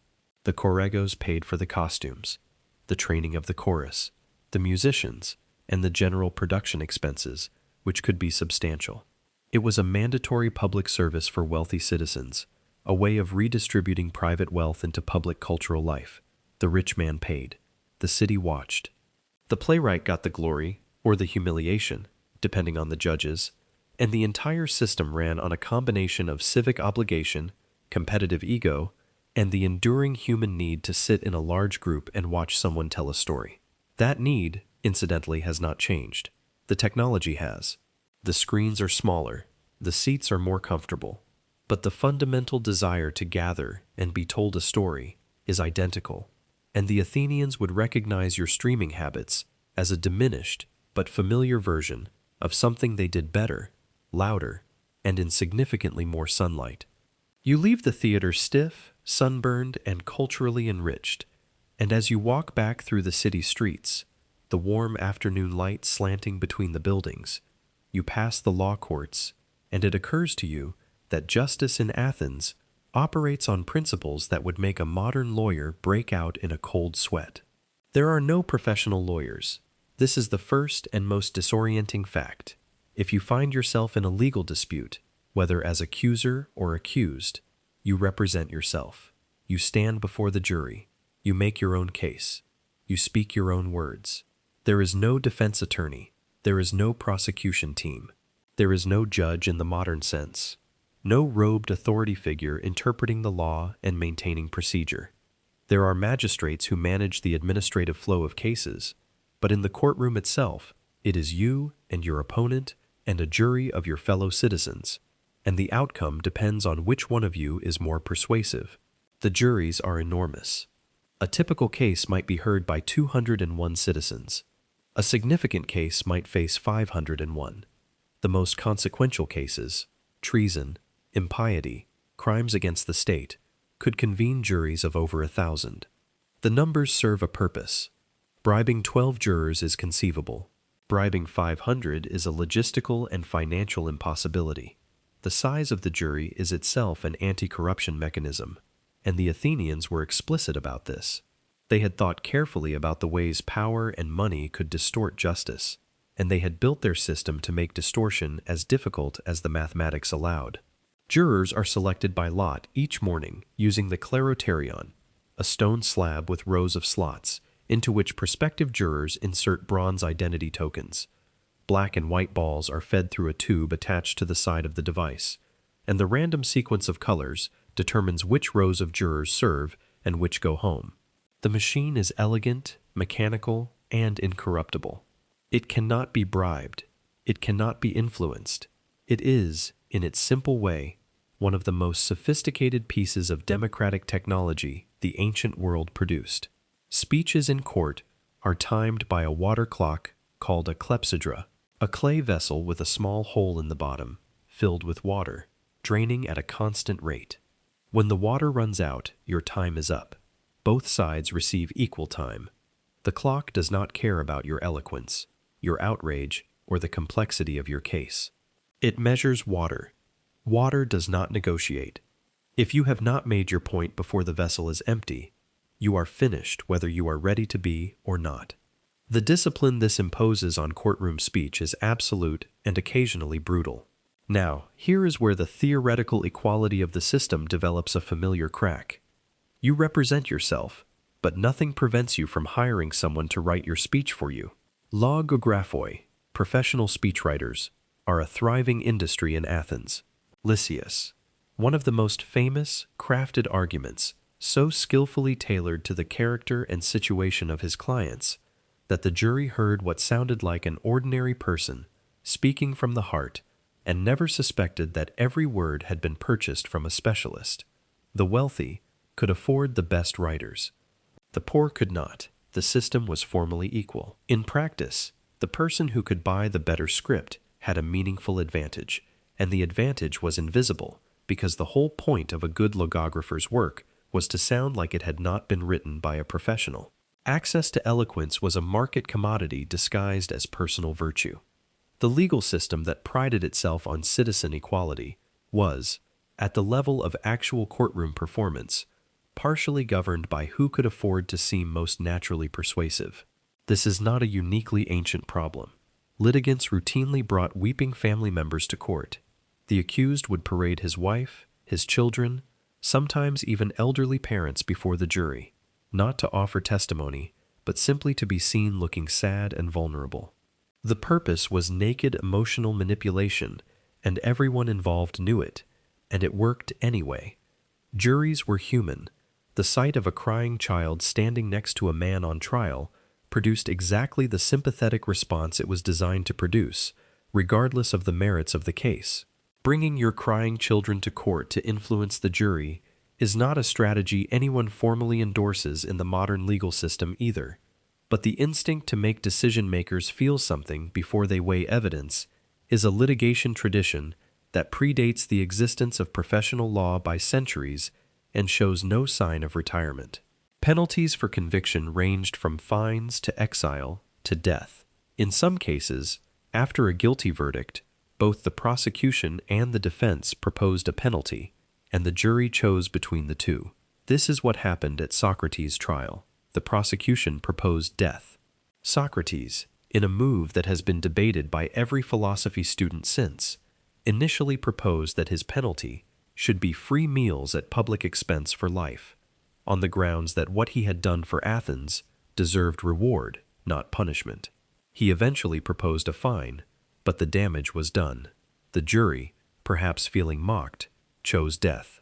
The margin was closer on the penalty than on the verdict itself, which suggests that a more conciliatory counterproposal might have saved his life. But Socrates was Socrates, and the gap between what would have been strategically wise and what he was willing to do in the moment is the gap that made him Socrates. Athemia, the loss of citizen rights, deserves attention because it shows how ruin arrived in Athens, not with noise, but with silence. A citizen convicted of certain offenses, or one who failed to meet certain obligations, could be stripped of his civic rights. He could no longer speak in the assembly. He could no longer serve on juries. He could no longer bring a case to court or enter the agora. He was not exiled. He was not imprisoned. He was not physically removed from the city. He simply ceased to matter within it. He could walk the same streets, see the same temples, hear the same debates, and participate in none of it. Athemia was social death administered without a funeral, and its cruelty lay precisely in the fact that you remained present to witness everything you had lost. You did not disappear from Athens. You disappeared from relevance in Athens, which for a citizen of this particular city was a distinction without a meaningful difference. Sycophants were the system's parasites. The word does not mean what it means today. In Athens, a sycophant was a professional accuser, a person who brought legal cases against others not out of genuine grievance, but for profit. Athenian law allowed any citizen to bring charges against any other citizen for certain categories of offense, and the system incentivized prosecution by sometimes awarding a portion of the fine to the accuser. This created a class of men who made their living by threatening prosecution, or by actually prosecuting wealthy targets who would rather pay to make the case go away than endure the time, expense, and reputational risk of a public trial. The Athenians recognized sycophancy as a problem, complained about it frequently, and passed laws attempting to discourage it, including penalties for accusers who failed to win a certain percentage of their cases. The problem persisted anyway, because the structural incentive was stronger than the deterrent, which is a sentence that applies to approximately 80% of all regulatory failures in every century since. The courts, for all their flaws and vulnerabilities, were genuine instruments of democratic accountability. Citizens judged citizens. The random selection of jurors prevented institutional capture. The water clock enforced equal time. The sheer size of the juries made corruption impractical, and the openness of the process. Trials were public, verdicts were public, penalties were public, meant that justice in Athens was performed in the full light of civic scrutiny. The system was imperfect. It was manipulable. It sometimes produced results that history has judged harshly, but it took the principle of citizen self-governance and extended it from the assembly into the courtroom, and it trusted ordinary people to make decisions of extraordinary consequence. That trust was not always well placed, but the decision to extend it was, in its way, as radical as democracy itself. The afternoon is fading now, and the warm gold light that fills the streets of Athens in the late hours carries with it a different kind of obligation, one that does not involve law or religion or commerce, but something more physical, more immediate, and considerably more dangerous. Because citizenship in Athens is not a passive category. It is not a card you carry. It is a set of duties, and the heaviest duty is the one that can get you killed. When Athens goes to war, and Athens goes to war frequently, you are expected to fight. Military service is not optional for male citizens of fighting age. There is no professional standing army in the modern sense. The Athenian military is its citizenry, called up when needed, equipped at their own expense, and sent into situations where the distance between glory and death is considerably shorter than anyone standing in the assembly, voting for the campaign fully appreciated at the time. If you are a hoplite, which is the standard heavy infantry role and the one expected of citizens with enough wealth to afford the equipment, you provide your own gear. The state does not issue it. There is no quartermaster handing you a uniform and a weapon on your first day. You buy everything yourself, or you inherit it from your father, or you borrow it, or you go without and accept a lesser military role. The full panoply is not cheap. It is, in fact, one of the most significant expenses a citizen household will ever face, and it arrives not as a single purchase, but as an accumulating weight of individual items, each one carrying a price that a working family feels. Let us walk through it. The aspis, the large round shield, is the most important piece. It is heavy, roughly 7 to 8 kilograms of wood and bronze, about 90 centimeters in diameter, and it protects not just you, but the man standing to your left in the phalanx formation, because the shield extends past your own body to cover his exposed side. The shield is the foundation of the entire tactical system. Without it, the phalanx does not work. Losing your shield in battle is not just a tactical failure. It is a social humiliation so severe that the Spartan mother's famous instruction to her son, "Come back with your shield, or on it," captures the moral weight of the object better than any price tag could. A good aspis costs roughly 20 to 25 drachmas, 3 to 4 weeks of a laborer's wages for a piece of equipment that is simultaneously your most important possession and the heaviest thing you will ever carry for miles across rough terrain in the heat. The body armor comes next. A bronze breastplate, the classic muscled cuirass that every museum displays, is the expensive option, running to 100 drachmas or more.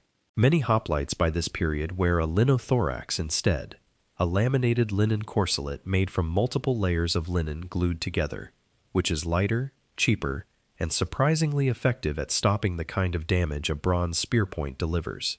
The linothorax might cost 30 to 50 drachmas, depending on construction and materials. Still a month or more of labor. Still a significant outlay for a family whose grain budget is already tight. The helmet. A Corinthian-style bronze helmet that covers the entire face, except for the eye slits and a narrow mouth opening, costs 25 to 75 drachmas, depending on quality and decoration. The cheaper versions are functional. The expensive versions are beautiful, with horsehair crests and engraved details that serve no practical purpose, except to announce that the man wearing this helmet can afford a helmet that announces things. Greaves, the bronze shin guards, add another 10 to 20 drachmas. A dory, the long, thrusting spear that is the hoplite's primary weapon, roughly 2.5 meters of ash wood, with an iron or bronze point, costs a few drachmas. A xiphos, the short iron sword used as a sidearm when the spear breaks or the fighting closes to a distance where a long weapon becomes a liability, adds a few more. Add it all up. The full kit, shield, armor, helmet, greaves, spear, and sword represents somewhere between 150 and 300 drachmas, depending on the quality chosen at each step. At a laborer's wage of 1 drachma per day, that is 5 months to nearly a full year of gross income, spent entirely on the equipment required to fulfill a civic obligation that you did not volunteer for and cannot refuse. Military duty in Athens is not just a physical risk. It is an enormous personal capital expenditure, and the inability to afford the full kit is what separates the social classes militarily. The wealthiest citizens serve in the cavalry, providing their own horses, which costs even more. The middle class serves as hoplites.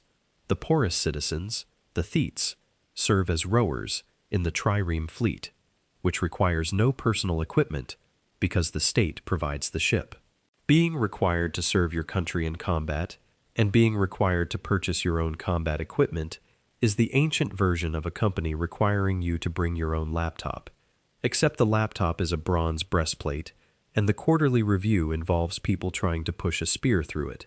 The phalanx itself is the tactical system around which hoplite warfare revolves. It is a dense formation of armored men standing shoulder to shoulder, shields overlapping, spears extending forward in rows. The formation's strength is collective, not individual. You are not a warrior in the romantic sense. You are a component in a machine, and the machine works only if every component holds position. The man to your right protects your exposed side with his shield. You protect the man to your left with yours. If one person breaks formation, a gap opens, and gaps in a phalanx are where people die. The trust required is absolute. You are trusting the man next to you with your life, and he is trusting you with his, and neither of you chose the other. You were called up. You showed up. You took your place in the line, and now the only thing between you and disaster is the collective discipline of ordinary citizens who were farmers and potters and stonemasons last month and soldiers this month and will be farmers again next month if they survive. The campaigns themselves pull men away from their homes and their work for weeks or months at a time. A farmer called to fight in the summer misses the critical agricultural window. A craftsman, absent from his workshop, produces nothing and earns nothing while he is gone. The economic cost of military service compounds on top of the equipment cost, creating a total burden that falls disproportionately on the people least able to absorb it. The wealthy citizen who serves in the cavalry goes to war and comes home to an estate managed by enslaved workers and hired overseers who kept things running in his absence. The small farmer who serves as a hoplite goes to war and comes home to neglected fields, missed harvests, and a family that has been scraping by on stored grain and hope. The obligation is equal on paper. The impact is radically unequal in practice. Naval service, the role of the thetes, is the great equalizer and the great engine of Athenian power simultaneously. The trireme, the fast three-banked warship that dominates Mediterranean naval warfare, requires roughly 170 rowers working in precise coordination. Those rowers are the poorest citizens, the men who cannot afford hoplite equipment, and they are paid roughly 1 drachma per day during active service. This is the same wage as a skilled laborer on land, which means that for the thetes, naval service is not just a duty, but an income source. The fleet gave the poorest Athenians something the hoplite system did not: a paid role in the defense of the city, and with it, a political argument for their inclusion in the democracy. If the thetes row the ships that protect Athens, the thetes deserve a voice in the assembly that decides when those ships sail. The connection between military contribution and political rights was explicit and understood by everyone. The fleet was not just a military tool. It was the economic and political foundation of the most radical element of Athenian democracy, the inclusion of the poorest free men in the governance of the city. The Peloponnesian War, which has been looming over this entire narrative the way a storm system looms over a coastline, breaks out in 431 BCE and will consume Athens for 27 years. It devastates the Attic countryside through repeated Spartan invasions that burn farms and destroy olive groves that took decades to grow. It drains the treasury. It kills a significant portion of the population through combat, disease, and the Great Plague that sweeps through Athens in 430 BCE, killing Pericles himself among tens of thousands of others. The war reshapes everything. The confident, wealthy, culturally dominant Athens that you have been walking through tonight is the Athens that exists on the edge of that catastrophe. Still brilliant, still creative, still arguing about justice and beauty and the price of fish in the agora, and about to discover that the price of empire and the price of war are the same invoice, and it comes due all at once. But tonight, the war is a worry on the horizon, not yet a reality in the streets. The sun is lowering, the shadows are lengthening across the agora, the stone seats of the theater are cooling, the courts have emptied for the day, and the city is settling into its evening rhythms, the quieter hours when the work is done and the mind turns from duty to reflection, from obligation to curiosity, from the practical business of surviving to the slightly less practical business of understanding why surviving matters and what a person should do with the time they have. Which brings us, softly and inevitably, to the people who made asking those questions their entire life's work. Education in Athens is not a public system. There is no state school, no compulsory attendance law, no standardized curriculum approved by a civic committee and delivered by certified professionals. If your son receives an education, and it is only your son because the question of educating daughters does not arise in any formal sense, it is because your household can afford to pay for it privately, and the quality of what he receives depends entirely on how much you are willing to spend. A boy from a family of reasonable means begins his education around the age of 7. He is sent to 3 different teachers, each covering a distinct area.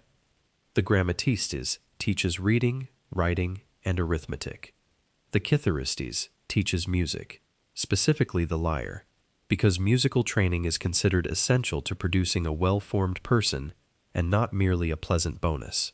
The Paedotribes teaches physical training at the Palaestra. The boy rotates between these 3 throughout his school years, and the entire arrangement is private, fee-based, and organized by the family. There is no school building in the modern sense.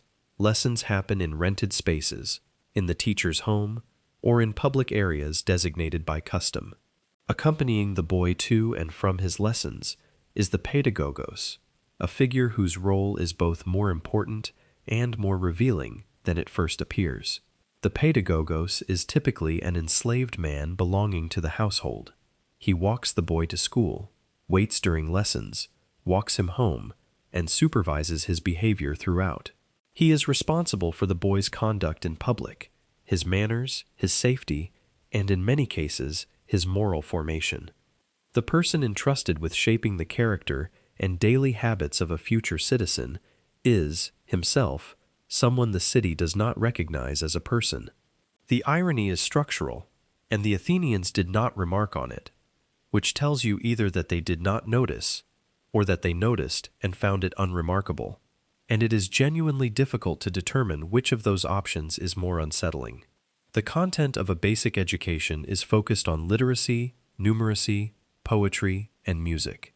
Boys learn to read and write on wax tablets using a stylus, practicing their letters by scratching them into the soft surface and smoothing it over to start again.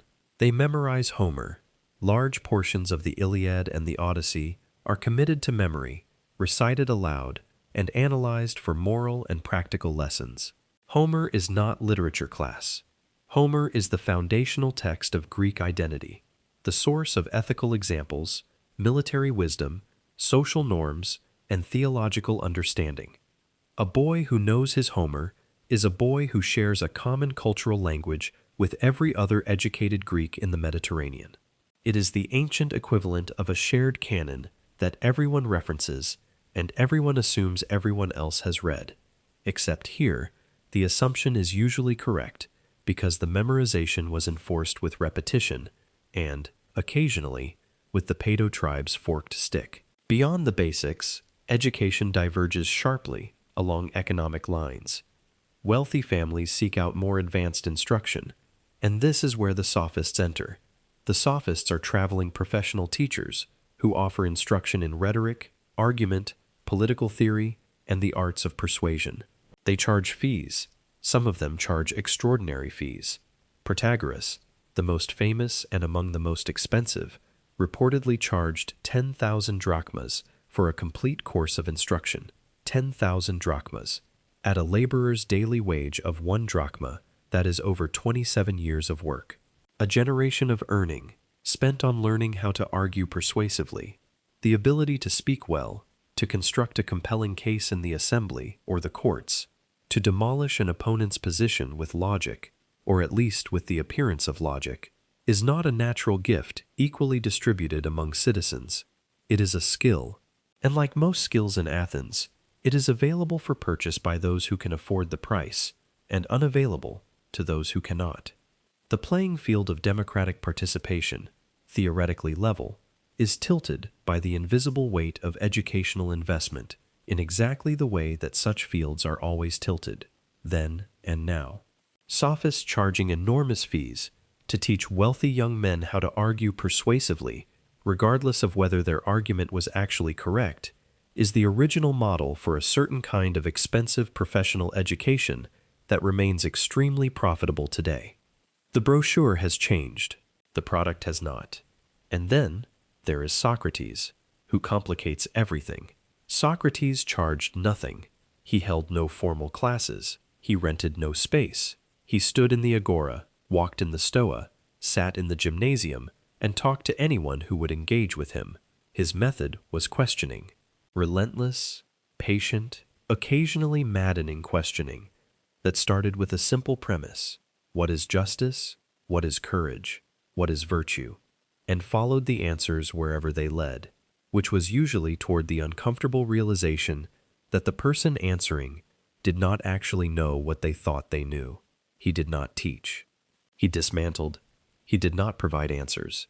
He revealed the absence of them, and he did this in public, to powerful people, with a consistency and a cheerful stubbornness that made him either the most valuable person in Athens or the most annoying, depending on whether you had recently been on the receiving end of his questions. The Athenians eventually decided he was the most annoying, or at least enough of them did. Socrates was tried on charges of impiety and corrupting the youth, convicted by a jury of 501 citizens, and sentenced to death by drinking hemlock, the first recorded instance of a society punishing a man for being right in a way that made the wrong people uncomfortable. The gap between what Athens claimed to value, the free exchange of ideas, the questioning of assumptions, the pursuit of truth, and what Athens was willing to tolerate when those values were actually practiced at full intensity, is a gap that has never closed. Every society that celebrates free inquiry in the abstract discovers, when someone actually practices it without restraint, that the celebration had conditions nobody mentioned in the brochure. Philosophy in Athens is conducted in the open, in the Stoa, where Zeno will later teach and give the Stoics their name, in the groves of the Academy, where Plato will establish his school, in the Lyceum, where Aristotle will walk and teach. These institutions are still in the future during the period you are living through tonight, but the impulse that creates them is already here, in the agora, in the gymnasium, in every conversation where an Athenian asks a question, not because he needs a practical answer, but because the question itself feels important. The habit of treating ideas as things worth examining for their own sake, of arguing not to win, but to understand, of following a logical thread even when it leads somewhere inconvenient. This habit is Athens's most durable export, more lasting than the Parthenon, more influential than the fleet. The buildings will fall. The arguments will not. The light is golden now, the particular amber warmth that the Mediterranean produces in the hour before sunset, and the conversations in the Stoa are growing quieter, more reflective, the intellectual energy of the day, settling the way sediment settles in a jar of water that has stopped being stirred. Let us drift with it. Let us turn from what the Athenians thought to what they saw when they looked in a mirror, which was polished bronze, not glass, and which told them something they cared about very much. Beauty standards in ancient Greece are specific, codified, and enforced by social pressure, with the same quiet thoroughness that social pressure always brings to the business of telling people what they should look like. For men, the ideal is athletic, proportioned, and visibly fit. The gymnasium body, broad shoulders, a narrow waist, muscular legs from running and wrestling, skin tanned by outdoor exercise. A man who looks like he trains is a man who looks like a citizen. The body and the civic identity are linked. Beards are standard for adult men throughout much of the 5th century, trimmed and maintained as a marker of maturity. It is only later, when Alexander the Great popularizes the clean-shaven look, that the razor becomes a tool of fashion rather than maintenance. For women, the ideal is pale skin, which signals a life lived indoors, which signals status, which signals a household wealthy enough that its women do not need to work outside. The logic is circular and self-reinforcing.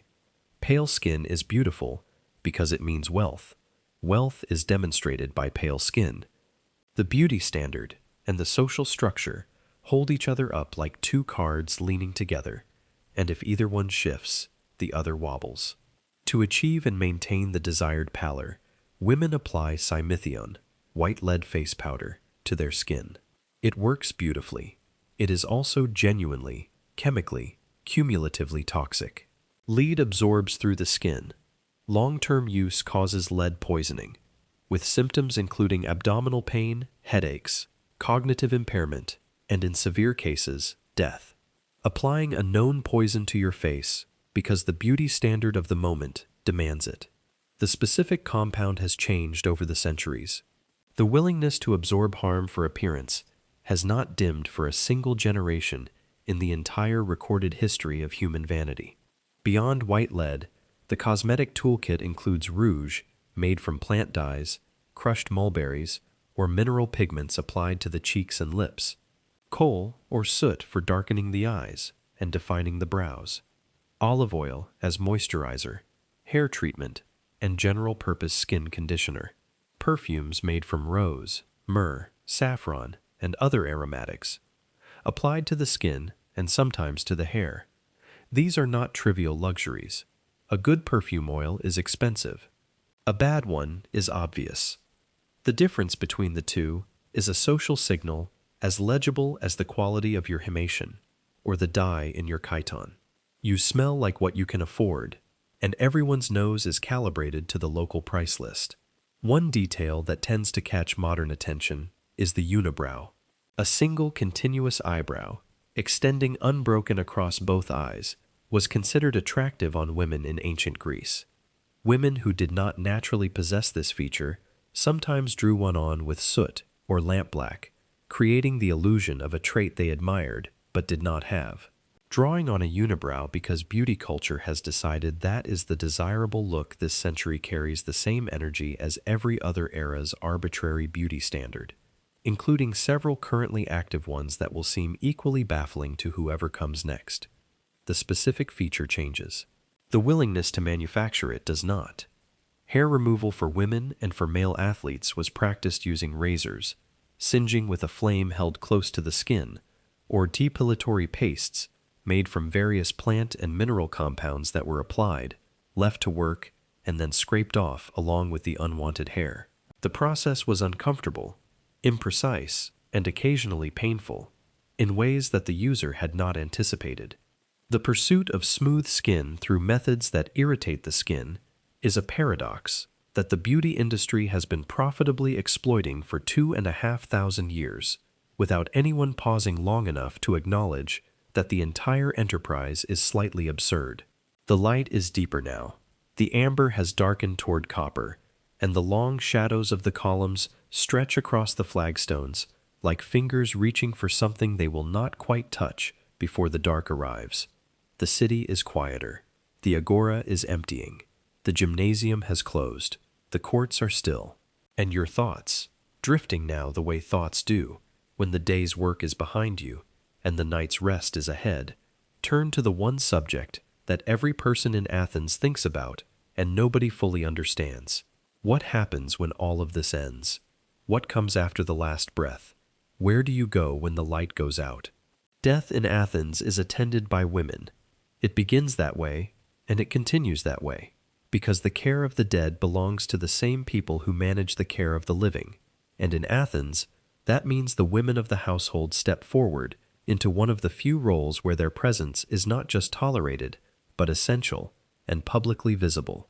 When a person dies, the women wash the body, anoint it with olive oil and perfume, dress it in white, and lay it out on a bier in the home for the prothesis, the formal viewing. The body is positioned with feet toward the door. The eyes are closed, the mouth is closed, and a coin, usually an obol, is placed inside the mouth or on the lips. This is payment for Charon, the ferryman who carries souls across the river, separating the world of the living from the world of the dead. Without the coin, the soul cannot cross. It remains on the near bank, stranded, unable to enter the afterlife, and unable to return. The fee is small. The consequence of forgetting it is permanent. Even in death, the Athenians understood that there is always a transaction. The prothesis lasts a day, during which family and friends visit to pay respects, and the women of the household sing laments, formal mourning songs that express grief in structured, poetic forms passed down through generations. The mourning is not quiet. It is vocal, physical, and deliberately intense. Women tear their hair, beat their breasts, scratch their cheeks.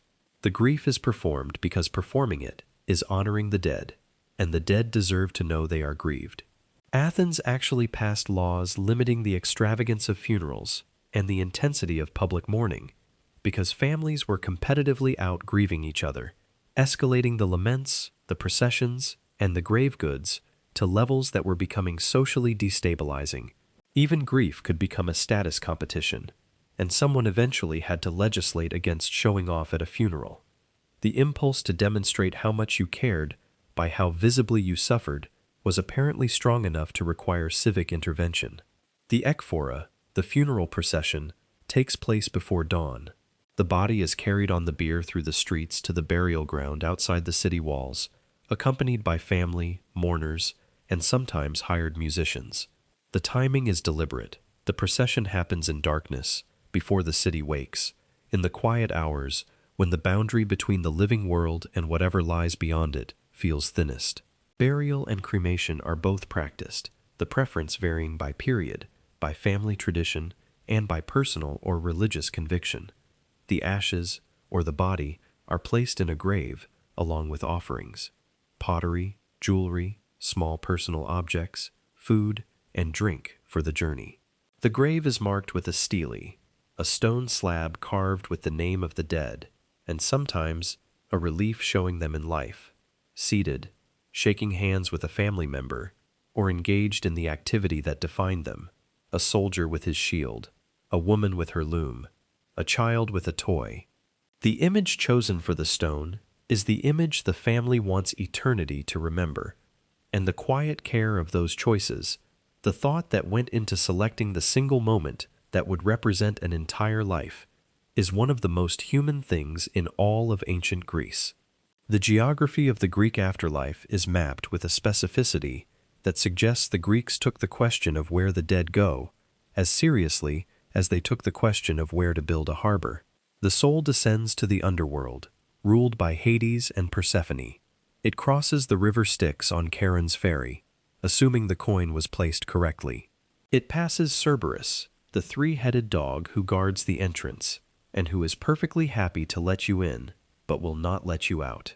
And then it arrives at its destination, which for the vast majority of souls is not the dramatic landscape of punishment or reward that later religious traditions will emphasize. Most people go to the asphodel meadows. The asphodel meadows are not a paradise. They are not a punishment. They are a dim, neutral, vaguely featureless expanse, where ordinary souls exist in a diminished state, retaining some awareness but lacking the vividness, the physicality, the urgency of life. It is not suffering. It is not joy. It is simply less. Less sensation, less meaning, less everything. The most common Greek afterlife is not eternal reward or eternal torment. It is eternal mild tedium, an endless, colorless, passionless existence that is not bad enough to call hell and not good enough to call anything at all. The listener who expected fire and brimstone or harps and clouds will find neither. What they will find is a waiting room with no magazine and no appointment. Elysium exists, but it is reserved for heroes and those favored by the gods.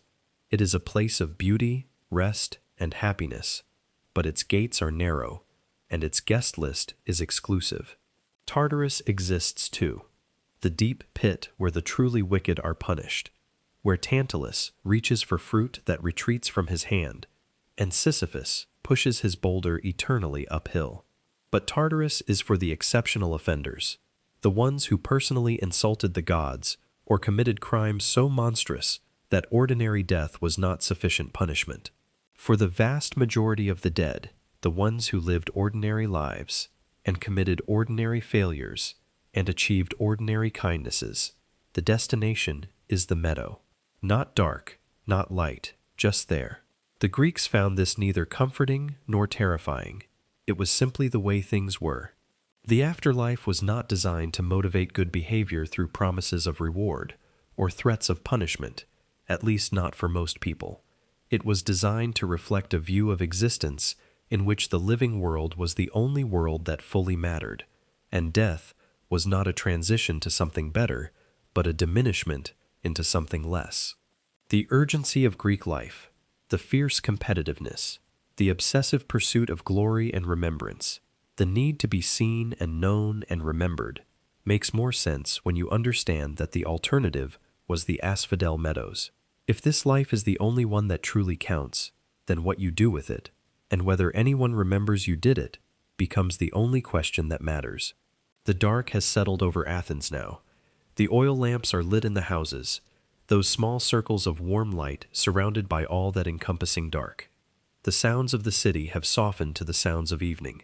A dog barking somewhere near the walls, a murmur of conversation from a courtyard down the street, the distant, faint sound of music from a symposium you were not invited to, carried on warm air that smells of wood smoke and cooling stone, and the last trace of the day's heat rising from the packed earth of the street.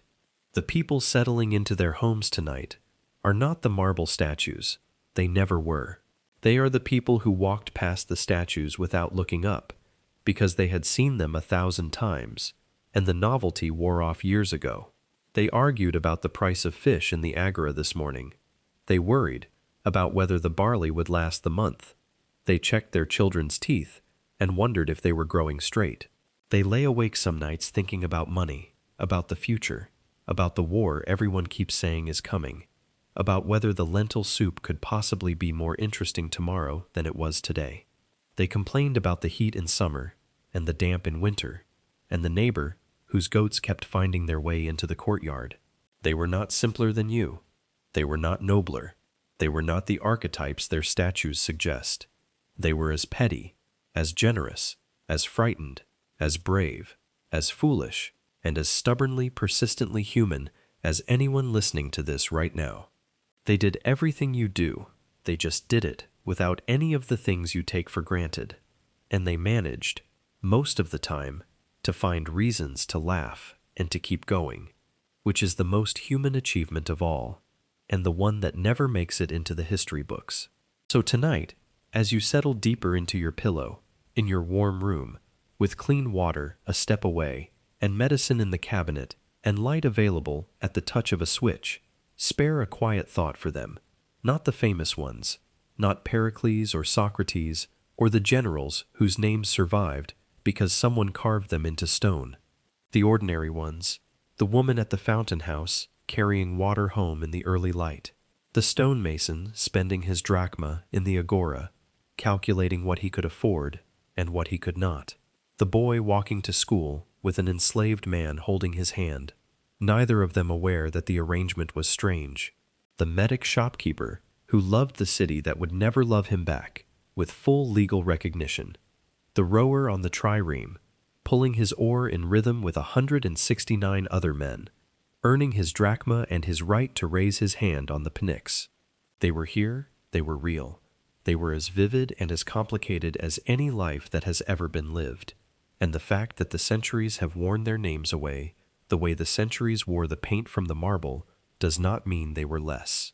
It means only that time is long, and memory is short, and most lives, even good ones, even extraordinary ones, slip gently out of the record without anyone noticing the exact moment they go. The city is quiet now. The lamps are guttering low. Somewhere on the Acropolis, the painted columns of the Parthenon stand in the dark, their reds and blues and golds invisible until the sun returns to bring them back. The agora is empty, the theater is still, the gymnasium is silent, and Athens, with all its genius and all its cruelty and all its noise, is resting. Let it rest, let them rest, and let yourself rest too. The old city will be there in the morning. It always is. It has been there for a very long time, and it is not going anywhere. Close your eyes. Breathe slow. Let the ancient stones grow quiet, and the distant voices fade, and the warm dark settle over everything, like a hand laid gently on a sleeping shoulder. Good night.